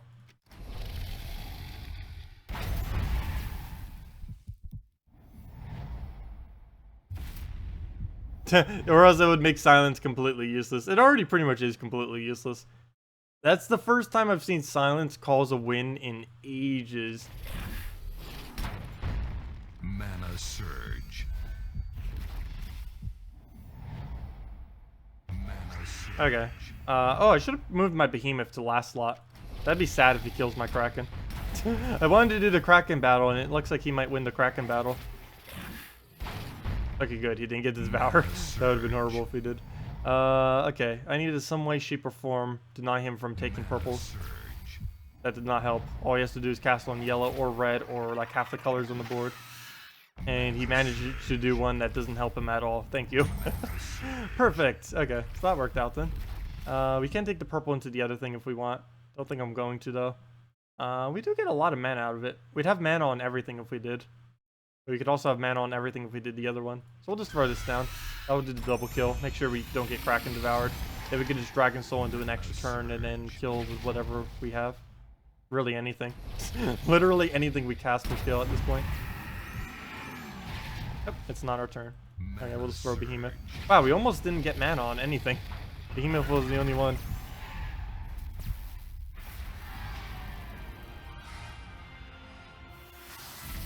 Oh, how can you farm souls? Yes, what Dino just said. I went over it a little bit the other day too, but yeah, I won't go completely over it again.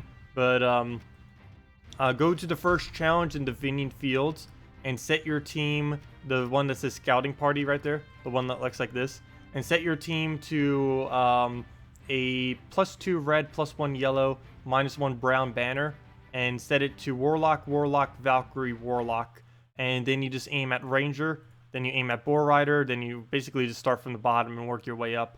The main reason you do this is for your boost ratio. And as long as your Warlock can hit a 21, you'll be able to do this and farm insane amounts of souls.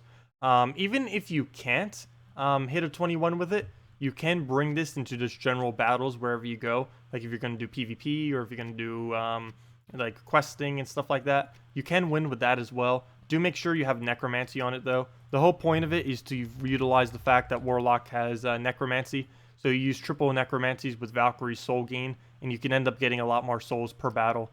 And that if you can actually do the one-shot method in the Vineyard Fields, it does upwards of 7,500 souls per hour, and can easily do around 9 to 10,000 if you can constantly do it quickly for an hour. Next week, you're going to buy 18,000 souls for 500 gems. Is it a good idea? No. Pretty much any of the resource to gem purchases, basically everything in this tab is pretty much obsolete. Their value is a bit better than what they used to be in the past. In the past, this used to only give like 5,000 souls, and this used to only give like 30,000 gold. But even relative to the current economy, these are still relatively poor choices for spending your gems on. You're better off just buying 50 bulks of gem keys or saving them for event key weeks. Souls, you can easily gain 5,000 per hour, even earlier on in the game. A good majority of teams can still do that. And gold, I actually don't know how much gold you can gain per hour. I never actually bothered calculating it. But I believe you can do that in like 1 hour or less. So it's really not that big a deal to just obtain them manually. Oops.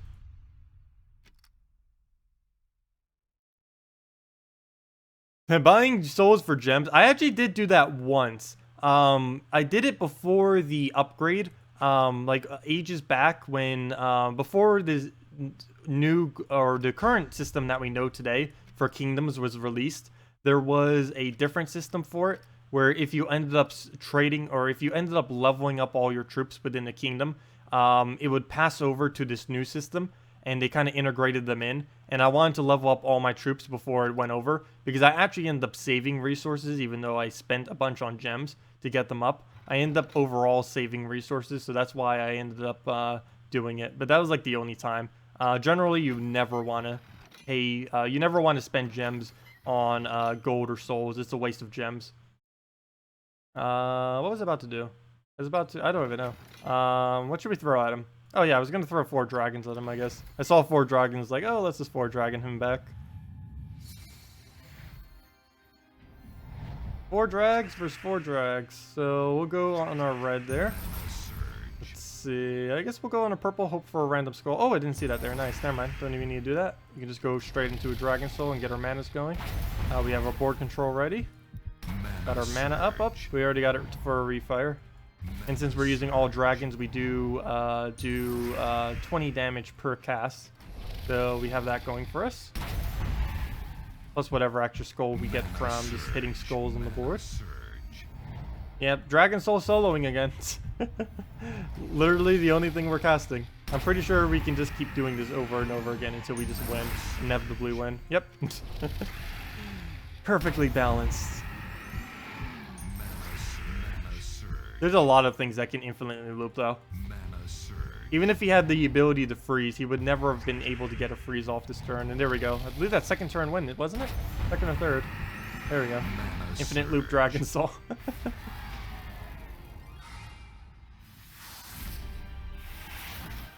I know a lot of people don't actually like it, but I really wish they would bring the puzzle quest mechanic to fixing this that they used to have in the past, which was in puzzle quest, there was a % chance that abilities of a certain color would not trigger. For example, you could put a trait on one of these, let's say like a 5% chance that brown mana doesn't trigger. So if the Bombot cast, if the other Bombot cast, or if the Black Manacles cast, there'd be a 5% chance that they would just lose all their, when they cast their ability, they would just lose all of their mana and the ability would not go off.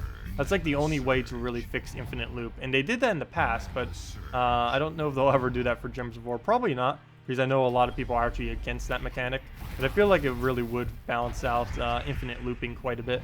Because even, regardless of how badly you can infinitely loop, even if you could one-turn the enemy, they'd eventually be able to be stopped if you had a trait that could prevent it. How can you get easily the Dragon Soul or Pristine X? There really isn't any way unless their event week pops around. And I don't believe either of them have an event week for a couple months, unfortunately. So basically just random luck is the only way to get them unless it's their event week. In which case you would just event key for them. And you'd easily get them in about 50 to 100 event keys. The only problem is it's not their event for a while. I believe the Dragon's Claw Kingdom, I don't believe, is getting an update for like 4 months, 5 months, like an insane amount of time. I think the one for Silverglade's a bit closer though.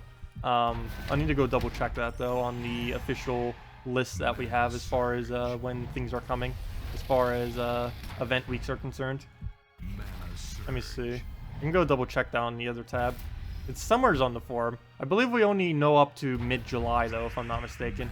And I don't recall seeing either of these up to mid-July, which is a bit unfortunate because they're both really nice troops to have.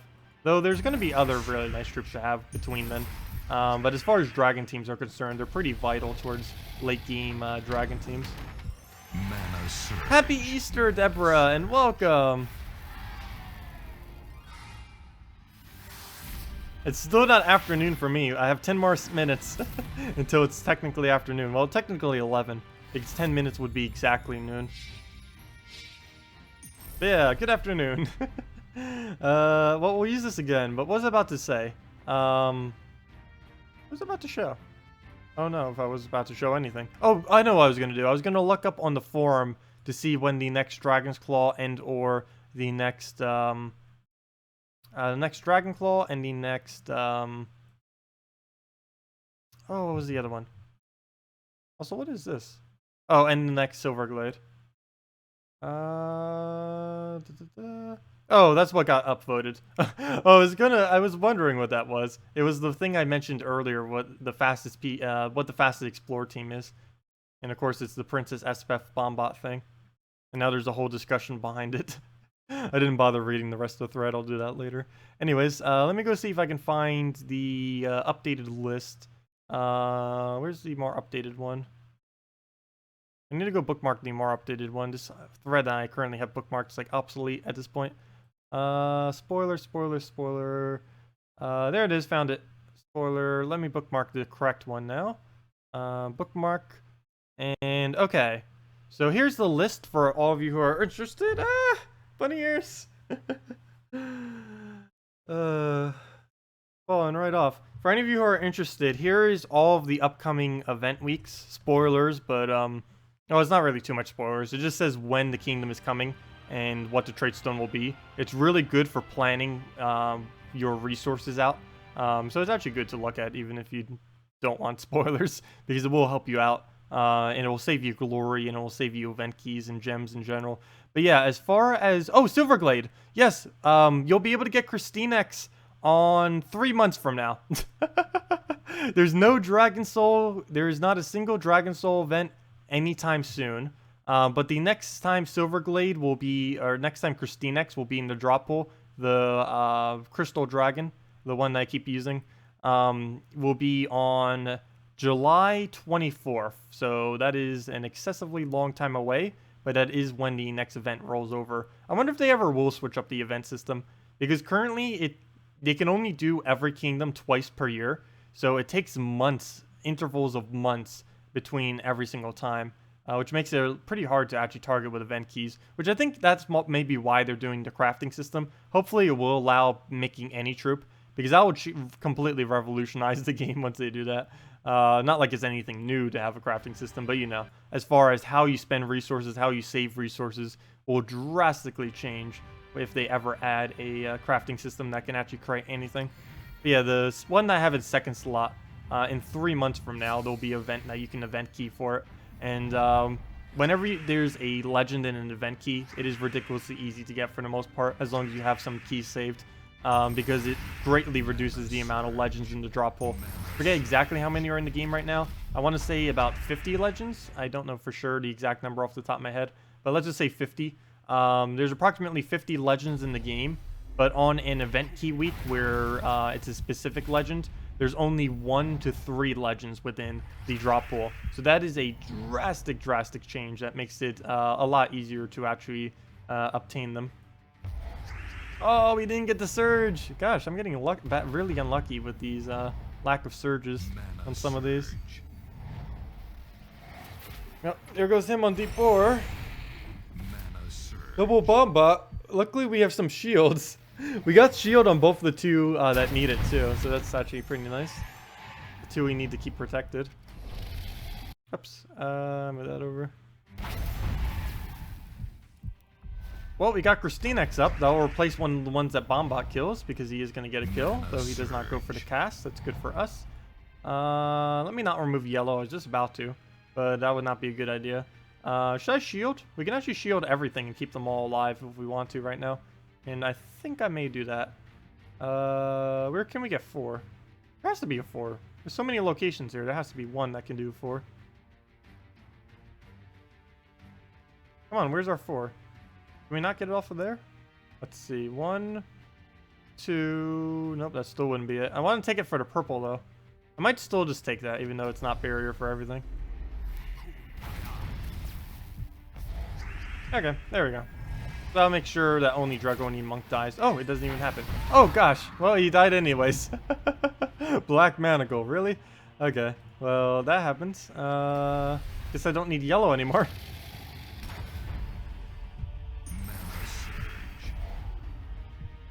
And we can use this Dragon Soul and the Christinex into, well, actually a lot more because his hero's still alive after that Devour. Oh, see ya, Shadow Bum. Have a good day. Have a good holiday if you celebrate. Oh, you gotta be kidding me. Seriously, this thing has like 100% Devour rate today. I hate when it decides to have a 100% Devour rate.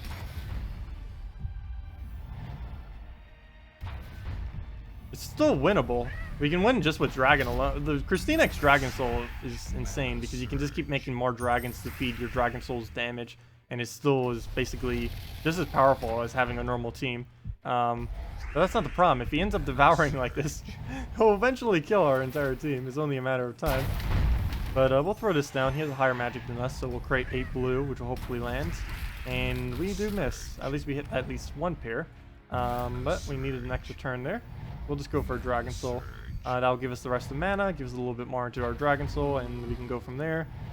We do die there. I might actually throw Christine X first. And throw this into so we can get some blue. I should have removed brown instead, but it's still gonna work out. All we have to do now is remove another color into our Dragon Soul, and then that is match. We'll do that. He'll do whatever, and then we just Dragon Soul, and that is match. All we have to do is hit. Never mind, we already have enough dragons that will kill, and there we go. Oh, you finally got Silver Drake into Mythic. Nice. Were you able to get the Kingdom to Mythic then? Or to 5 gold stars? Because generally if you can get the hardest thing to get to Mythic in that Kingdom is basically the Silver Draken. The second hardest would probably be the Legends from that Kingdom, of course. Speaking of that, let me go open some gold keys. I have a couple laying around. We're going to be needing to do this a lot this next week. Hopefully we can get it before Guild Wars, because that would mean we will have one additional attack for Guild Wars. And I believe how Guild Wars will work, I don't know if the leader of a guild will automatically be the kind of leader of it initially, but I believe it will. What I mean by that is under the Guild Wars system, you basically have to fight 5 battles, but those battles are based on rankings, and those rankings are based on how good you do in Guild Wars. But if there's no data for the game to take from, for the initial week, I think it'll just do it based on who's the guild leader, then who's second in command, and then just keep going from there. I believe. I have no way to really confirm that because we don't know. They haven't said either. But that would mean it would be pretty beneficial if I could get one additional attack, since I would be the final battle they would have to face then, if that is the case. Let's see. Eat cheese. That is a random comment. I don't know if that was just something I said or... Cheese is really good though. If any of you have never had smoked Gouda, you definitely need to try it. Though I do have to say, the smoked Gouda by me in South Carolina, where I currently live in Myrtle Beach, is absolutely horrible. Might just be the brands. I can't remember what brand I end up even buying. I don't even know if it had a brand. It might have just been the ShopRite's version of it. They don't even have ShopRites around where I live now. I think that's more of a northern thing, or maybe it's a New Jersey thing, I don't know. But the company doesn't exist where I live. But there was like one Gouda I would always get there. Smoked Gouda, that was always good. Favorite cheese. Other than that, I mainly just go for the basics like mozzarella. Fried mozzarella is actually pretty good. It's basically a mozzarella stick, except without all the breading. That's another thing. People in the South fry things way too much. Way too much. Though I do like hush puppies. That's like one of the only southern foods I absolutely love. That, and if you count pork of southern food, but that's not really southern food, that's just a food.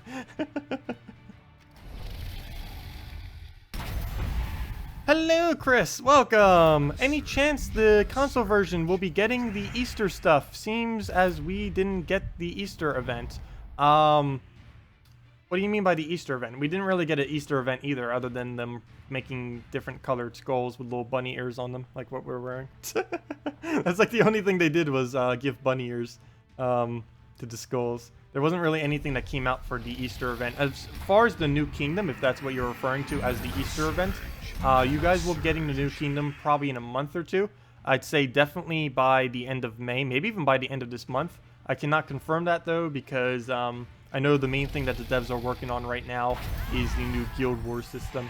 I believe they did say by the end of the month, but I cannot confirm that. And I'm not going to say it because then they might not do it. But you guys should be getting it within the next month or two. Most likely. The New Kingdom that just came out. Because consoles is behind compared to the PC mobile curve, but it's not behind too far. But yeah, you guys won't be getting Suncrest immediately, I can tell you that. It's going to be at least a couple weeks, if not longer, the new Suncrest Kingdom, if that's what you're referring to. Well, let's throw this down again, I guess. I need some kind of shielding for whenever we go up against Bombot, or else he's just going to keep getting the huge numbers on us, and there's nothing I can really do to go against that, other than either damaging it quick enough before it can, but that's risky, because if we don't, then he does excessive amounts of damage to us. And the other thing is, we could just barrier, which is what we're doing now. If we can barrier, then he can't do any damage to us. Hello, Sashia. Welcome, welcome, welcome. Mana surge. Mana Try to get Ketris the Bull to actually one-shot with Teska. We could try doing that, sure. I've never actually bothered using the Bull really that much. He's pretty weak as far as things are concerned, but yeah, we can definitely try doing that. Seems like fun. Try to make him great again. Actually, he was never great. Really, Famine? I might just X out this battle then. No, we can still easily win. That's really annoying. Okay, we'll move that down. He'll get his bomb bot off. He'll get his black. Oh, if this devours. Okay, good. It doesn't have a 100% devour rate. Only a really high devour rate. But glad you could join us, Sasha. Yeah, we stream every Monday and Tuesday from 8 p.m. till 10 p.m. Eastern Standard Time, and every Friday and Saturday from 10 a.m. to 4 p.m. Eastern Standard Time. And the only reason we're streaming today on a Sunday is, well, it's Easter, so I figured I'd stream for just a little bit. Can't do like a full stream though, because I still have other things, of course, for Easter that I need to go do. I still need to call a bunch of people too for the holiday, and I didn't bother doing that. I was gonna do it before stream, but then I woke up a bit later, so I didn't have time. Most of them are working in the morning anyways. Like, I know that my dad is normally at flea marketing at this time. And my mom's actually working too. She's over at, she has like a catering thing that she does. I forget exactly what you would really call what she does. It's not really like catering per se, but it's similar hours as what a catering job would be. Like on holidays, you'd always be completely booked and stuff like that. Okay, well, we'll throw down Brown. Yes, flea marketing is like IRL eBaying, except you don't have as many people trying to buy, and prices tend to be a bit lower, but you get more sales generally. You also don't have to deal with as many policies and stuff, because everything is in cash transactions. So it's a lot easier. You don't have to deal with a lot of things because everything's just pure cash. You don't have to deal with any kind of like policies normally or anything, or any kind of like refunds or other just various annoyances that could happen from eBay. It is really annoying using eBay. I used to in the past. I've completely stopped doing eBay. As far as selling on eBay, I still buy on eBay occasionally, but as far as selling on eBay, it has become an extreme nuisance these days. And it's, as long as you have an okay flea market by you, it's really just better using flea markets these days than eBay. Unless it's a really high dollar item. If it's just like some kind of knick-knack stuff you have like laying around in your garage, it's way better doing flea marketing than it is to try bothering with eBay these days. I just find it a really huge hassle compared to flea marketing. Because flea marketing, all you really have to do is just go get to the destination, set up table, sell, and go from there. Plus you actually get human interaction, which you don't off eBay. You just put it up, wait, and then it sells, or it doesn't sell.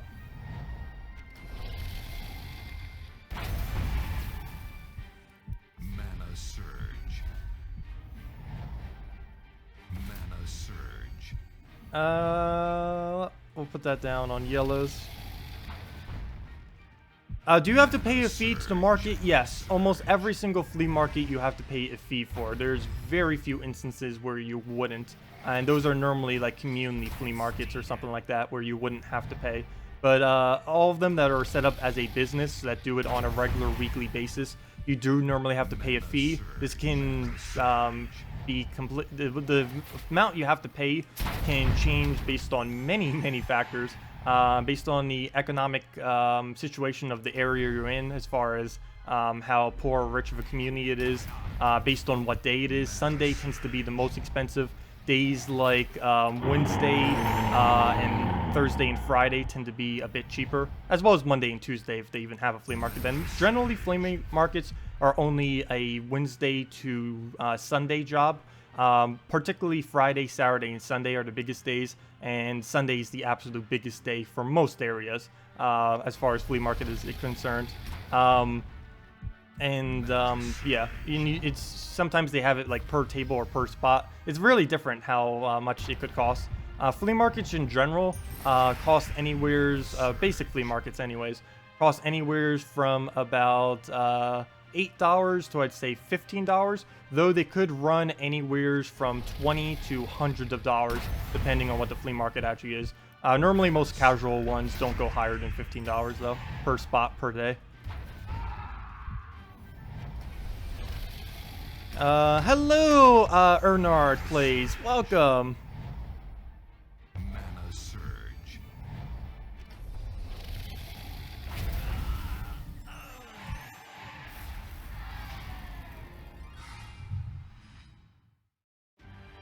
Throat's starting to get dry.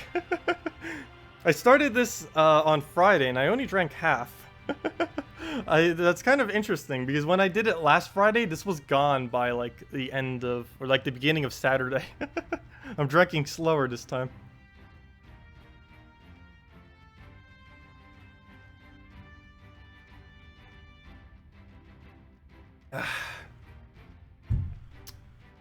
Oops, I just got water on my laptop. Luckily I didn't get it on the keys or anything. I got it on the solid part, so it's not going to mess up anything. Let me go wipe that down. There we go. Fail. Oops. I didn't realize I had my keypad activated. There we go. All is fixed. Fail. Luckily that didn't get on the keys or anything. Anyways, hello you Blowjo. Welcome. But yeah, if anyone else has any other questions, any other team builds you want me to do, any other anything, feel free to leave them in chat. I will be ending around 1-ish to go do some things, but until then, we'll be up for about another 50 minutes or so. So if there's anything else, we can definitely cover it all. Oh, famine. So let me just throw the guards avatar team and not fail this time. I can't believe we lost to a silent one and to deaf earlier.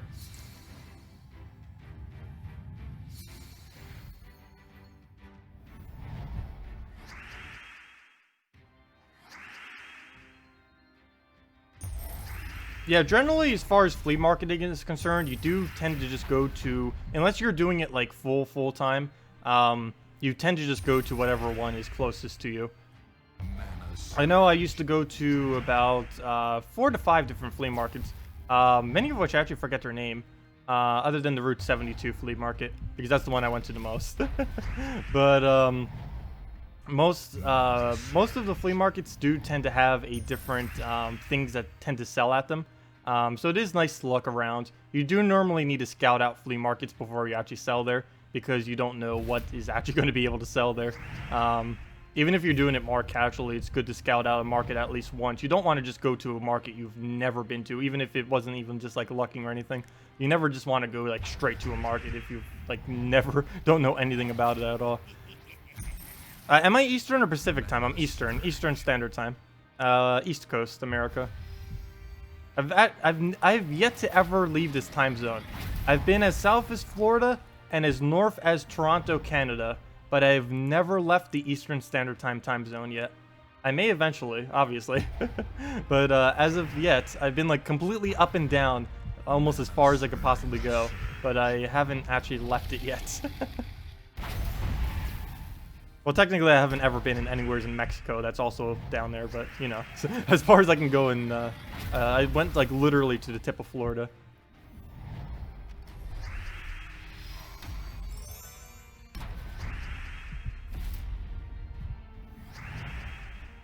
Mana surge. Oh, no, famine. What is with famines destroying me this stream? Our teams keep getting very slow starts. Well, we'll just do that and let him take the skull. Hopefully he does not get a famine off here. That would be really devastating against us. Come on, I just need to get guard's avatar off. Please, get a skull distraction. No, don't take the skull. Can I undo the taking of the skull? Here, he can have it. Okay, good. Oh, good. Dumb AI just cast Gorgotha instead. Thank you. Ooh, that was close. That was close. Gosh. Mana surge. Well, we win now. It was simple as not getting mana drained. Because all we have to do now is just guards avatar him. And now we win.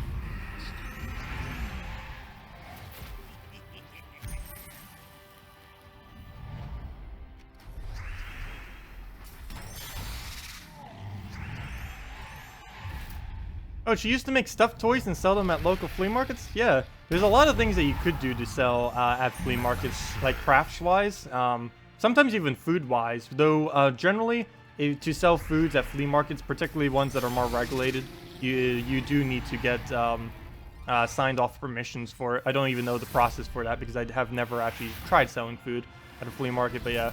With actual crafts and stuff, it's pretty easy because you don't have to get any checks for it or anything like that. You could just bring them in and sell them as you normally would. And handmade items do tend to sell for a higher dollar depending on where you're going. Because it's something that no one else at the market will be selling. Whenever you have something at a flea market that literally no one else is selling, as long as there's people there that are interested in that item, they'll likely buy it from you because you're literally the only person that has it. You essentially have a mini monopoly on it because no one else is going to be able to sell it because they can't make it, they don't have it. And you'll get all the sales for it of anyone that's interested of that product. Though that can somewhat backfire because sometimes the reason why certain items aren't sold at specific flea markets is just because they don't tend to sell at that flea market. That could also be another problem with it.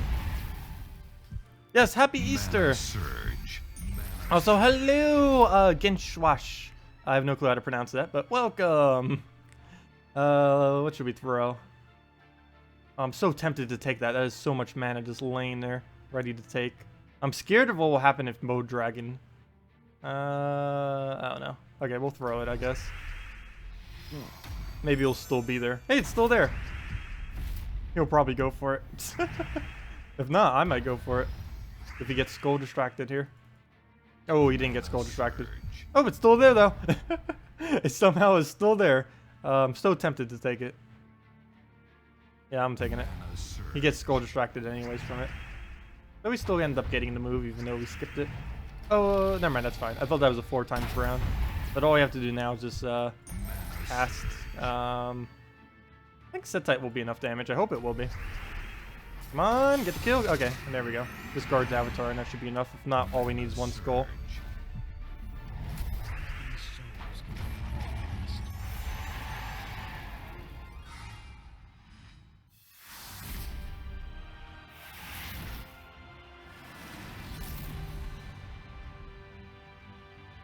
Yeah, flea markets, there's a wide range of things that you can sell at flea market. Basically anything. For a good majority, you can sell basically anything at flea markets. Everything from extreme antiques, to junk, to toys, to clothes, to food, to really just about anything. Even the most weirdest things can sell sometimes.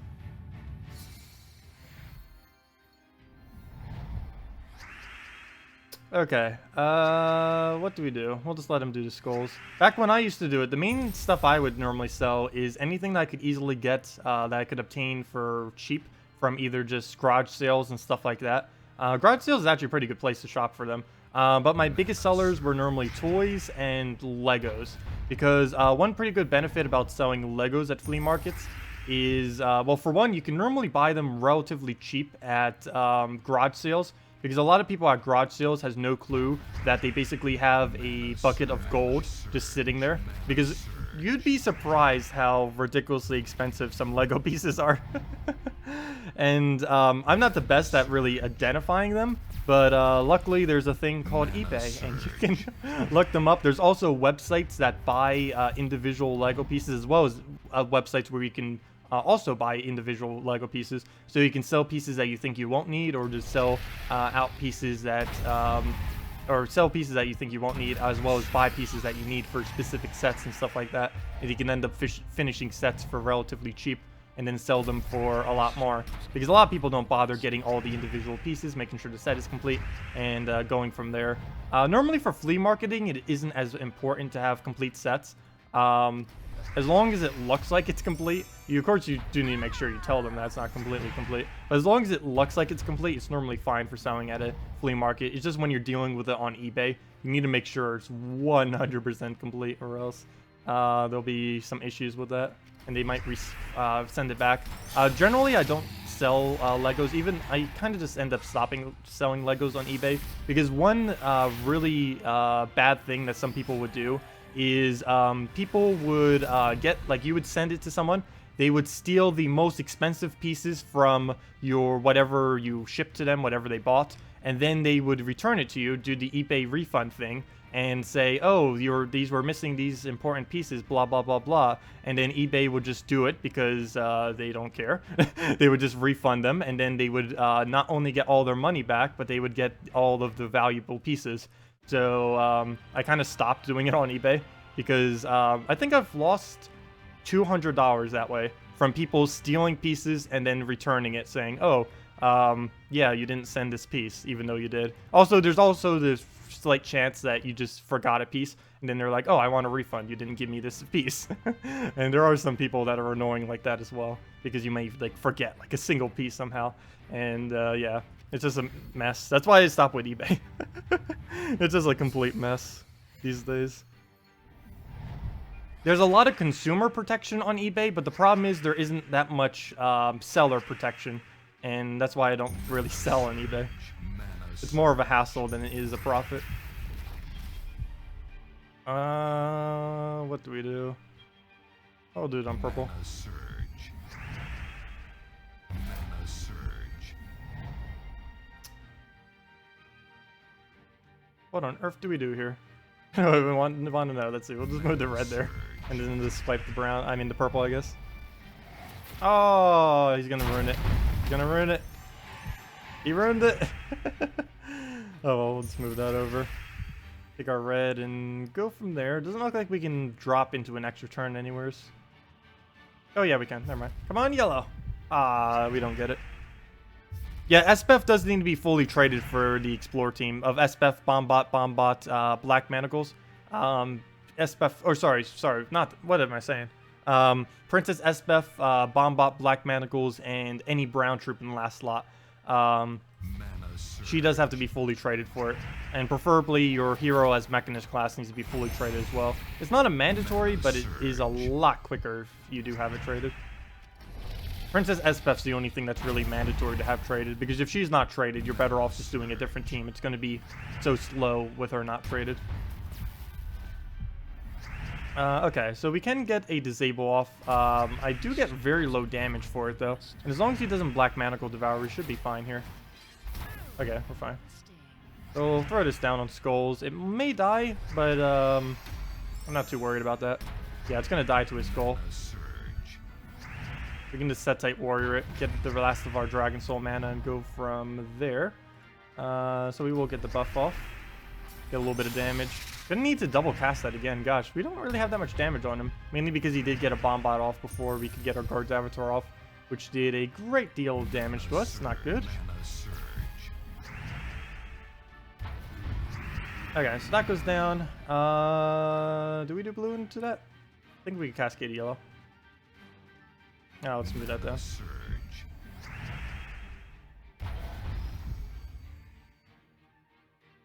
Okay, I need to make sure he stays silenced. I forget if he has his ability or not. The only really annoying thing about silence is you can't actually see how much mana they have. They do technically have a mana reserve right now. Like, for example, if we were to queen map him right now, he'd still take damage based on how much mana he has. The only problem is there's no way to actually see how much mana he currently has, because the symbol is blocking it. The little silence symbol. Ah. Okay, so we'll guard his avatar again just for the silence, re-silence. We're gonna need a Setite into him again to be able to win, though. We currently don't have a mana generator, though we might be able to utilize his own mana generator for us, just to get some of our mana. He already has full mana, so I'm gonna take the yellow here and hope for a brown. Perfect, exactly. I wouldn't have taken that risk if he didn't have Black Manacles. But because he already has Black Manacles and he silenced on the Famine, it's worth it. So we'll just take the brown, and hopefully he will not devour the Guard's Avatar. And I can Skull Distract again. I need to take mana and Skull Distract at the same time. Just casting Guard's Avatar isn't going to be good, because if he does Black Manacle, we're going to... Oh, no, we have -1 on our yellow right now. That's not good. We could lose. We have, like, no armor right now. And I need to do a Setite Warrior before I even think about Guard's Avataring. It'll come down to how much mana his famine has right now, if we will win or not. Come on, stay silent, stay silent. Do exactly what I did the other battle. Stay silent forever. The battle we lost on earlier.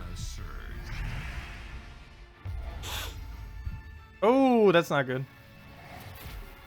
Hello, Jess. Welcome and happy Easter. And we just lost again. Fail. Oh gosh, I'm really starting to hate famine again. It's mainly the bomb bot this week that's doing it though. But famine in general is just there's no real counter to it other than Guard's Avatar, and even Guard's Avatar just failed right there.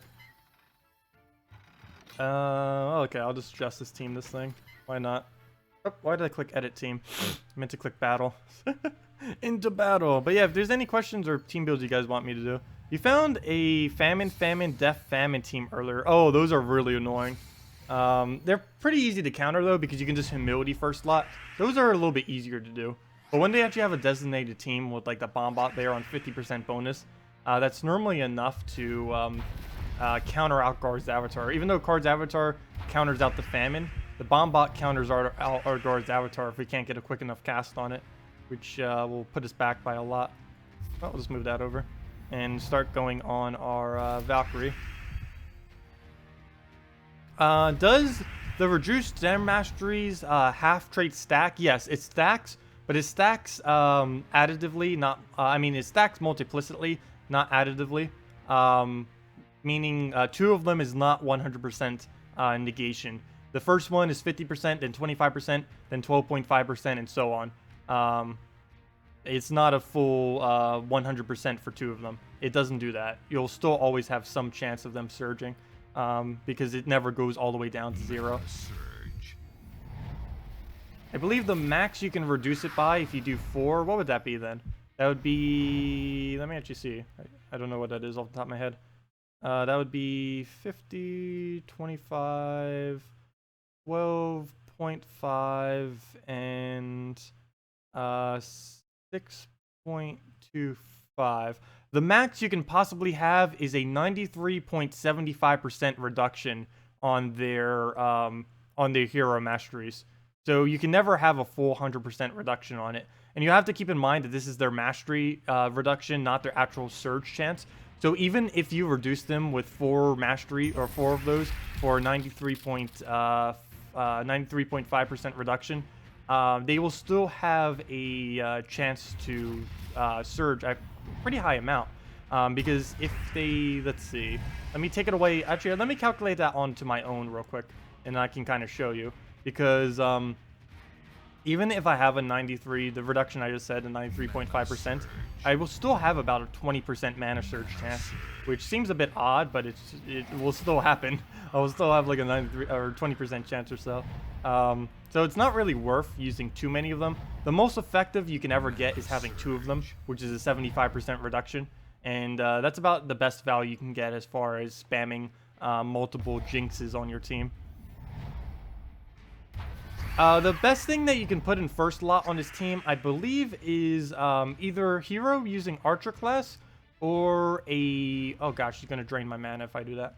A hero using archer class or a... oh, what's it called? A Kraken. Those are the 2 best things that you can possibly put in first lot on this team that we're using right now. I kind of like using Kraken with it because it does go with the whole blue theme that we have going on with it. But there are a couple options. I believe people tend to say that Archer is the absolute best, though. And I do use it on occasion. I just don't like switching my class out for that purpose. I just use whatever I'm currently using. Or I just don't even use Hero at all in it, like what we're doing now. Okay, so he's going to get a Sugar off, and there's not a single thing I can do to stop that. I can Skull Distract for a turn if I want, which I think I may do. So we can try getting a Justice to land. Get ourselves some more HP and everything like that. Hopefully we can start getting some more extra turns too. Nope, complete straight up miss, but he doesn't use blue, so at least we don't get penalized as much. Though the fact that he has so much skull damage is still really annoying. Valkyrie will suck up most of that damage there, and he is frozen though, so we do get to spam a couple attacks out now. Let's see, how many skulls can we get out of this?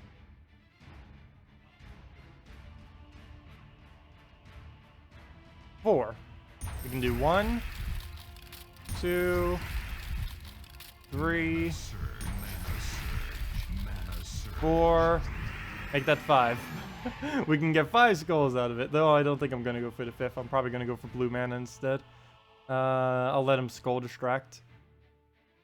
But yeah, we could have taken 5 skulls. I only went for 4 though. And we'll throw that down. Oh yeah, Behemoth's a pretty fun troop to use. I do hate how random his ability is most of the time, but he is the highest damaging impervious troop that currently exists. So that's the main point that he is going for him. He also gains insane amount of HP. Yeah, the 2 attack to all allies is pretty useful too. And of course, the earlier in the game that you have that, the more effective it is. Oh, this battle didn't go too well, but if worse comes to worse, we can kill it with a Queen Mab. It's not like we're going to lose, it just matters. It will only determine how quickly we win. Hopefully that doesn't hit on our Justice. I prefer it on Queen Mab. There we go, perfect. So we'll just throw this at skulls. Hopefully we'll hit the extra turn on blues. Can we get it? There we go, perfect. Can we get a Queen Mab? Doesn't look like it. 1, 2, 3, 4, 5, 6, 7, 8, 9, 10-ish. That's definitely not enough. We'll just take the skull into reds. And I guess we just toss it then. We can take the blue, but I want the extra turn. And we do get it. And that's match. Okay, that didn't go as good as it could have gone, but we still end up going through. Oh yeah, that's fine, H82, if you don't do it this week. You literally just came in today. That's fine if you don't get the minimum today. You don't need to worry about it, H82. Yeah, I don't expect you to get it in like 12 hours. That's not realistic. That's fine.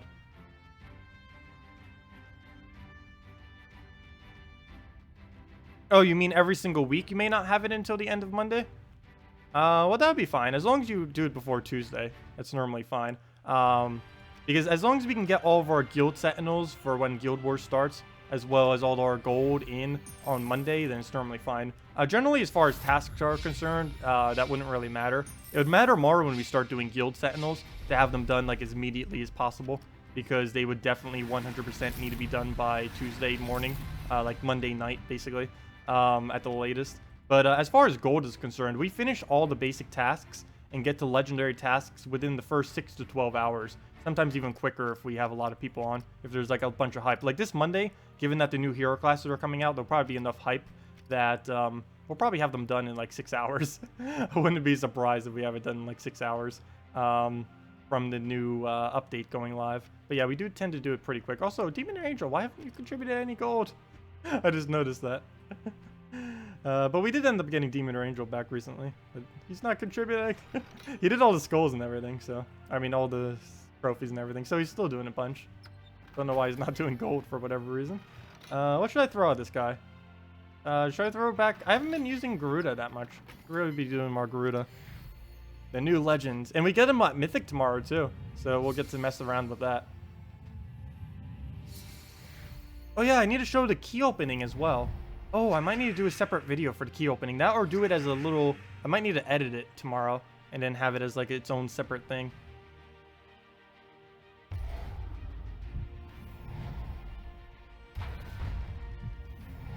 Okay, we'll move that up.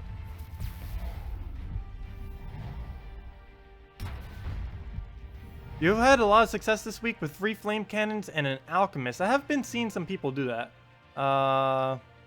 Is that a really good team or did you just get lucky? Oh no, I would not advise using that on a normal week. Flame Cannon is a relatively weak troop that hits all enemies. There are way better options out there, but on a given week, it probably won't be enough damage output.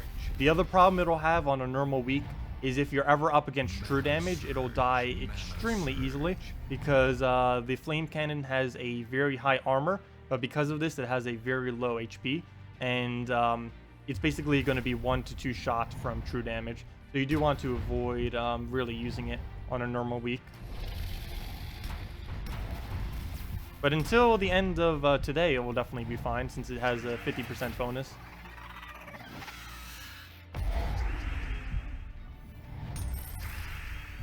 Yeah, that's another thing for newer players I never normally mention because I kind of forget that's a thing.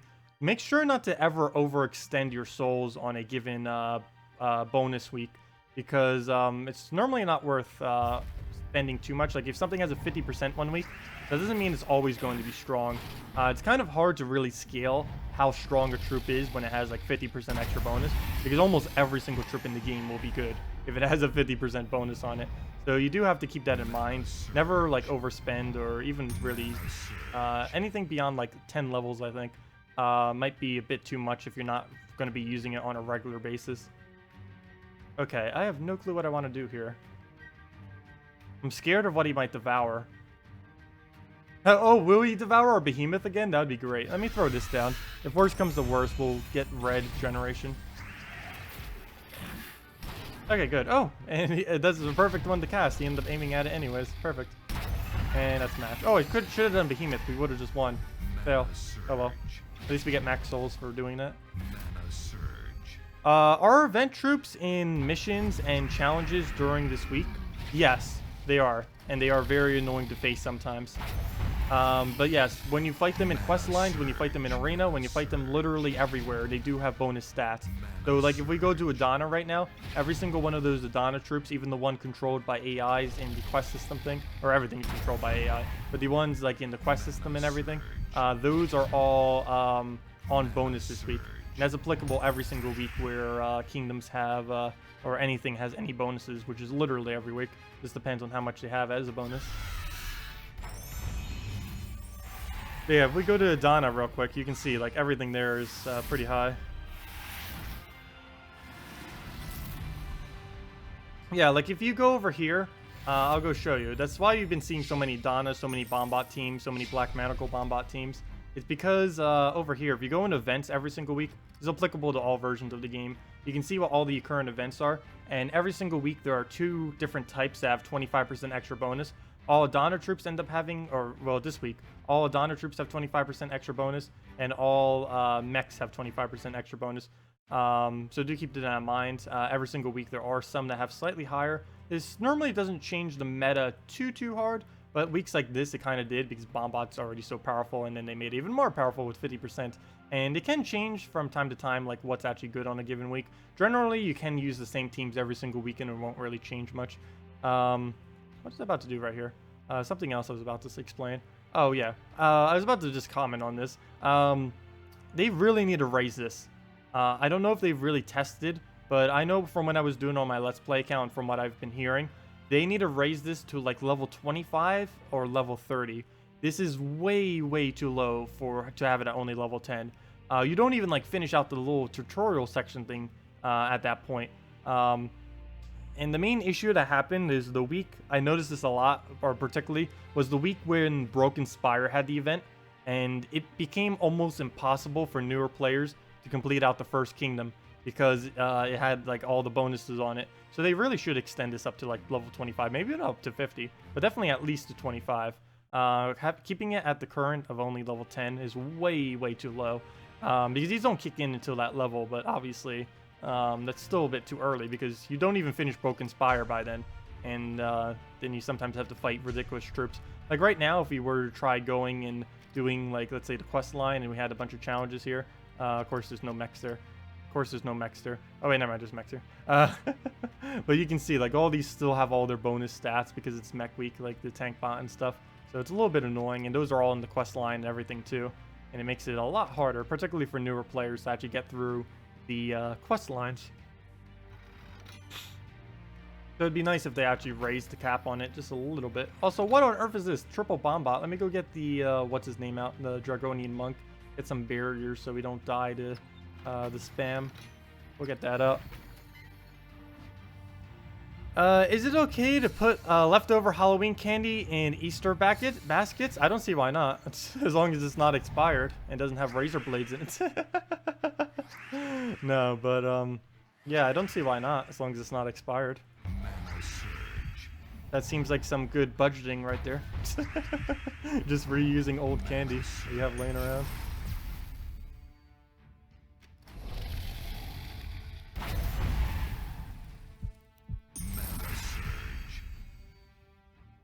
They gouged out jelly beans. I know, that would be a little bit weird if you actually had, like, Halloween-themed stuff and you put it in an Easter basket. That wouldn't work, but if it's not themed, if it's just, like, name brands or just generic stuff that isn't Halloween-related, then I don't see why not. As long as it's not expired and as long as it's not directly Halloween-related.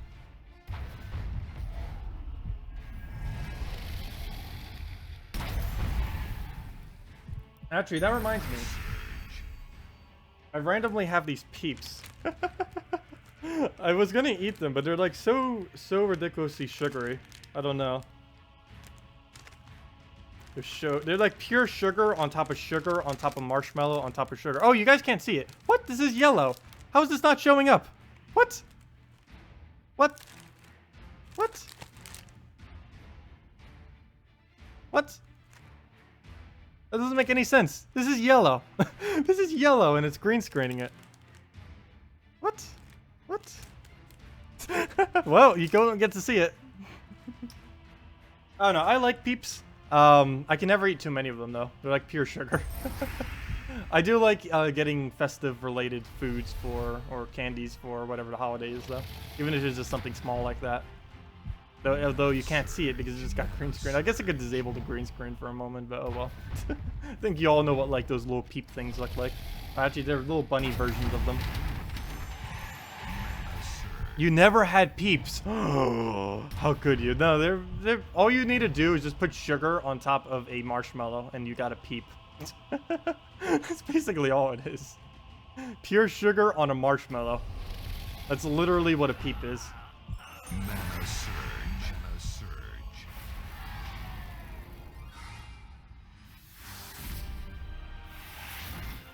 Easter team, bunny nog and dragon eggs. We could do that. It would need to be a lot weaker of a battle though. Let me see what's under my casual. Gosh, let me find some easier casual battles. We can go do that. We'll go throw the bunny nog and can we find a night team of some kind? Let me try seeing if I can find a night team. We can go do that. Let's go do a bunny nog with, let's go Easter. Let's go do an Easter team. Let's go find a knight. Well, there's a knight, but that'd be way crushed if we try. Oh, he has an all-night team. Well, we'd one-shot him even if we didn't have the 5 times boost. Come on, let's try finding a knight team that's not... Gosh, why does everyone in early game use knights? They're like one of the worst classes of troops you can possibly use. With a few exceptions. Oh, I did not mean to click.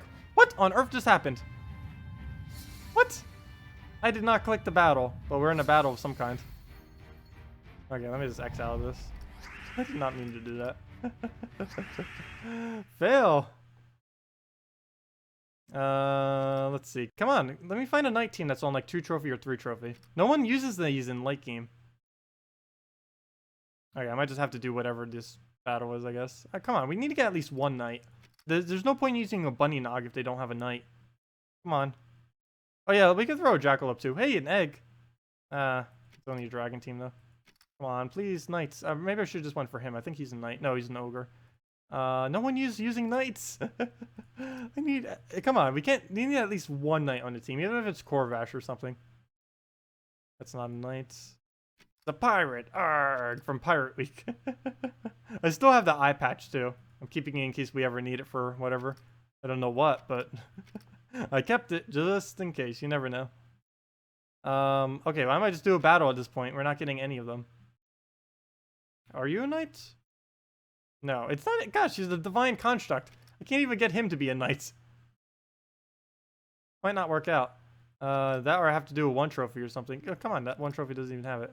Or never mind, they're all 1 trophies. Well, technically everything here is a 1 trophy. I forgot we're in casual. It keeps giving me the same battles too. No, you're literally rank 1. Why are you in my casual? Casual tab completely broken. Okay, I don't know if we can actually take out the Queen Mab Justice team with this. Probably too hard of a battle for what we're about to try to use. Yeah, I might just do our 1 trophy. Really? It's just 4 bugbears. What even? Oops, I didn't mean to click over there. Okay, I might just have to stop repicking. We might not be able to do it. That or I'll have to repick in PvP because he keeps giving us the same junk. Okay, I might just have to do it against this. We're gonna lose though.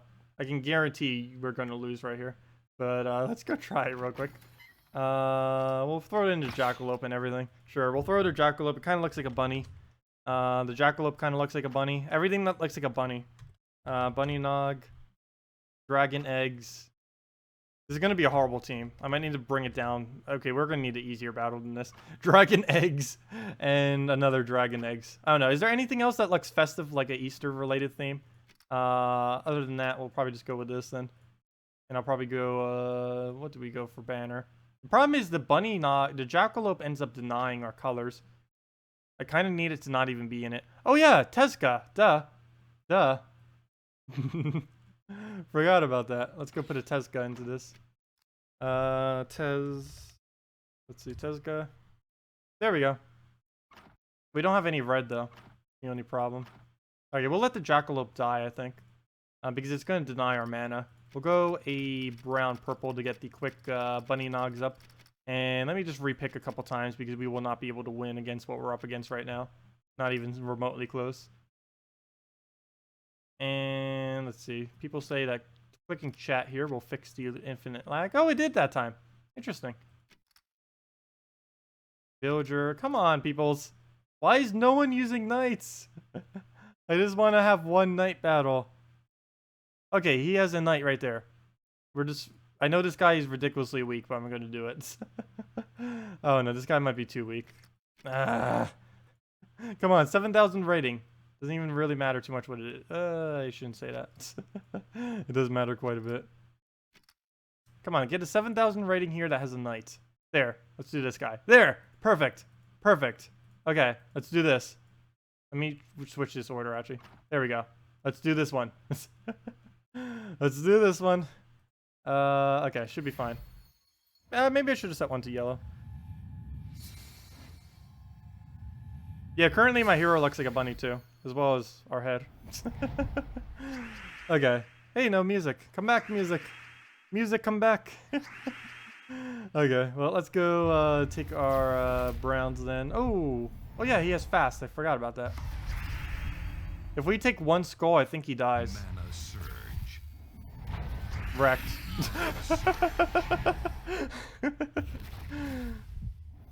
He's currently the only troop with 5 times skull damage. Deal 5 times skull damage versus knights. The only problem is it's completely useless unless you use it against knights, because everything else about it is relatively weak, unless it's particularly a knight that you're up against. It's also another reason why knight teams are so ridiculously weak as well, because they are... I don't know why they made such a hard counter to knights, but literally every knight will pretty much be one-shotted by this thing. Unless they have stone skin, Bunny Nog will one-shot them. And I was going to do a giveaway of them, but unfortunately, redeem codes aren't working. The original plan was to give out 6, or that's how many they gave me, but they were going to give 6 redeem codes, 2 to give out every day. I was going to do 2 on Friday, 2 yesterday, and 2 today, but codes aren't working. Bunny Nog isn't really that good anyways, as I just said, but it is a legend, so that could have been like a free legend that some people didn't have, that they could have gotten. You don't need to worry about not having it though. It's basically a non-existent troop. It's never used for basically anything. I think the only time you ever use it is if you're like a really newer player, because there's a lot of knight teams earlier on in the game, but once you get to like level 2, 300 or so, you don't really see any knights. The only knights you tend to see at that point is Knight Coronet, Corvash, and a what's the other one? Lady Ornariel, or not Lady Ornariel. Princess. Wait. What's her name? Not Lady Ornariel. What's that one called? Why can I not remember her name? That is bad. I can't remember her name at all off the top of my head right now. The green-blue one from Sword's Edge. Brain fade. Jezebel. Yes, Queen Jezebel. Thank you. Complete brain fade. Okay. Which convert does this do? Blue to yellow or yellow to blue? I don't actually use anything with blue on my team. Transforms all yellow gems to blue. Well, that will not be useful at all. I hate that it denies its own mana. So I might as well just not do anything with it. Okay. So neither of those are knights. I do have to worry a bit about famine. Though we could always kill it out with the bunny if worse comes to worse. So we do have that backup plan if we really have to. And at this point, we'll pretty much just one-shot them all with skulls by buffing up to the point where we can one-shot them with skulls. Gonna need some green and or purple. neither of which we can get, so we'll just go for some brown until we can actually get something that we need, like those purples right there. And there we go. Oh, we didn't get the extra to go in. Oh wait, never mind. It surged, so that wouldn't have been enough regardless. So we'll take that. It will get some red out of it, but it doesn't. It already has full mana on what it needs, and it'll only end up getting a little poke anyways. All it'll get is that little 3-pair right there. I'm not too worried about it. Might just go do a buff into a tap. I think. Let's see. If he gets full mana, will that be enough damage? Yeah, that'll be 44 damage to the famine, and that will be enough. So I don't need to worry about tapping famine anymore. We can just buff that up, and if worse comes to worse, we can just use that on the famine once he has full mana, which he might have soon. He'll get some purple there, not really feeding into anything, basically just giving it to himself. And we'll just move that down, get our browns, get a skull out of it, nice. Take our greens right there, get some red out of it. And let's see, long cascade, nothing too much though. Can't really get much out of that. We can buff up again. We can not kill him yet. Oh, we can off a skull though, so we'll just do that. We'll just one-shot skull him. There we go, perfect. There we go. The bunny team. All the bunnies. Oh, there we go. We did an Easter-related team. Obviously, it's not a real team. It's just for fun. But, oh no! This was that weird Silent One team that beat me earlier. Let me go and do a Humility team against them. Even if it's just Humility Draculus. Let me go do that. Clear this out. Let's go Humility Draculus on them. Humility. There we go. Humility, Humility, Humility, Draculus. Okay. Double yellow. Let's mess around with this. You can also go with a different last slot. I don't know why I'm actually going with the third Humility. Only on defend teams is a third Humility really worth it, but we will, because why not? Infinite Humility loop. You suppose you've been called worse. That's funny. Well, we don't need the blue. We don't need the red. So, I guess we just take it. I don't know which way I want to take this. I don't even think it really matters. Oh, wait. Yeah, it did matter. We could have had it at one higher. So that's not going to make, like, almost no difference. Okay. So he's going to keep triggering on those. I guess we'll poke on a skull just to make sure he doesn't silence our Humility somehow. Because he does do it off of skulls. As I say that, now I have to either choose between a skull or the yellow mana. And I think I choose the yellow mana. Ooh, and never mind. I should have chose the skull. The skull was definitely the better choice. But he'll just keep poking on there. We'll start getting yellow for our next Humility and work our way down. He will get some blue out of it, but as long as he... I don't know. If he re-silences, I guess that's not too huge a deal. It will set us back a bit as far as time, but it's not shouldn't be able to kill us. I hope. Oh, come on. I didn't even take the blue there. I don't know why I didn't take that. That one I definitely should have.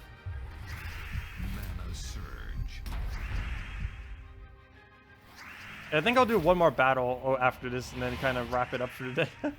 I'm already starting to get sidetracked mentally.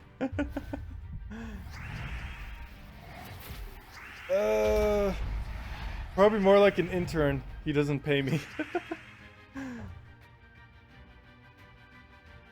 And the Gems of War devs don't pay me.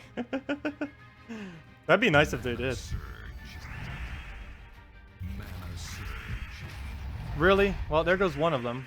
Oh, why did I take yellow? I actually should have kept it on the board for just a little longer. And he's just going to get a famine off. And yeah, that's basically match at this point. Oh, no, it's not. There it goes. Perfect timing. Oh, we didn't get the right buff, though. That's not going to be enough. So we might as well just take whatever off the board. I'm not going to bother skull distracting. Mana surge. Encore, encore, one more hour. No. We'll work for codes. Mana surge. No, I do have a lot of other things I need to do later today. And I was invited to a party as well. I don't know if I'll be going to it or not. I don't even think I have transportation to it. The problem is I don't actually drive, so I don't know if I'd actually be able to get there or not. But, I probably won't. I'll just probably end up celebrating at my house. Mana surge. But yeah, if there's any last minute questions, feel free to leave them. Otherwise, I hope you all have a wonderful, wonderful Easter today if you celebrate it. Well, he just re-silenced us. I think we could still win, even though this looks so grim right now that we'll, like, instantly lose. But, we actually have a pretty good chance of winning this battle. All we have to do is get Draculus's mana and we won. No! Stop going for all the good moves. He's gonna silence us again. He wants this battle to last all day. The day Tacet threatens to stop playing, they'll put all their advertising into Tacet's channel. I will be starting a Patreon next week for any of you that are interested in supporting. That's about as far as I can really go with anything like that. Mana surge. And I for the longest time, I was trying not to start a Patreon, but the main reason I'm having to is mainly because of the ad revenue pool that happened to YouTube recently. And that basically removed 50% of my income from YouTube. So given that already wasn't sustainable, getting 50% less than that is pretty huge. So I probably will be doing that sometime next week. I'll do a little video for it. Not really going to be making like a huge deal out of it, but I will be launching that. What's the event kingdom tomorrow? Next event kingdom is Suncrest. We will be getting the, oh, I just clicked on Silverglade, fail. Suncrest. It will be the new epic. I believe it might even be visible right now. Let me go check. I don't think it is. Let me see. Suncrest show all. Oh, no, it's not visible. But it's a yellow-blue troop. It's going to be added tomorrow, and it's an epic, so it's definitely worth getting. It'll be 200 glory per green, or 200 glory pure yellow-blue arcane. So it's definitely going to be a pretty nice one to end up getting. Let's see. You still are somewhat new to the game, hero level 80. What do you suggest to in order to advance faster? Well, as far as your actual level of your hero, you normally want to keep this a little bit lower.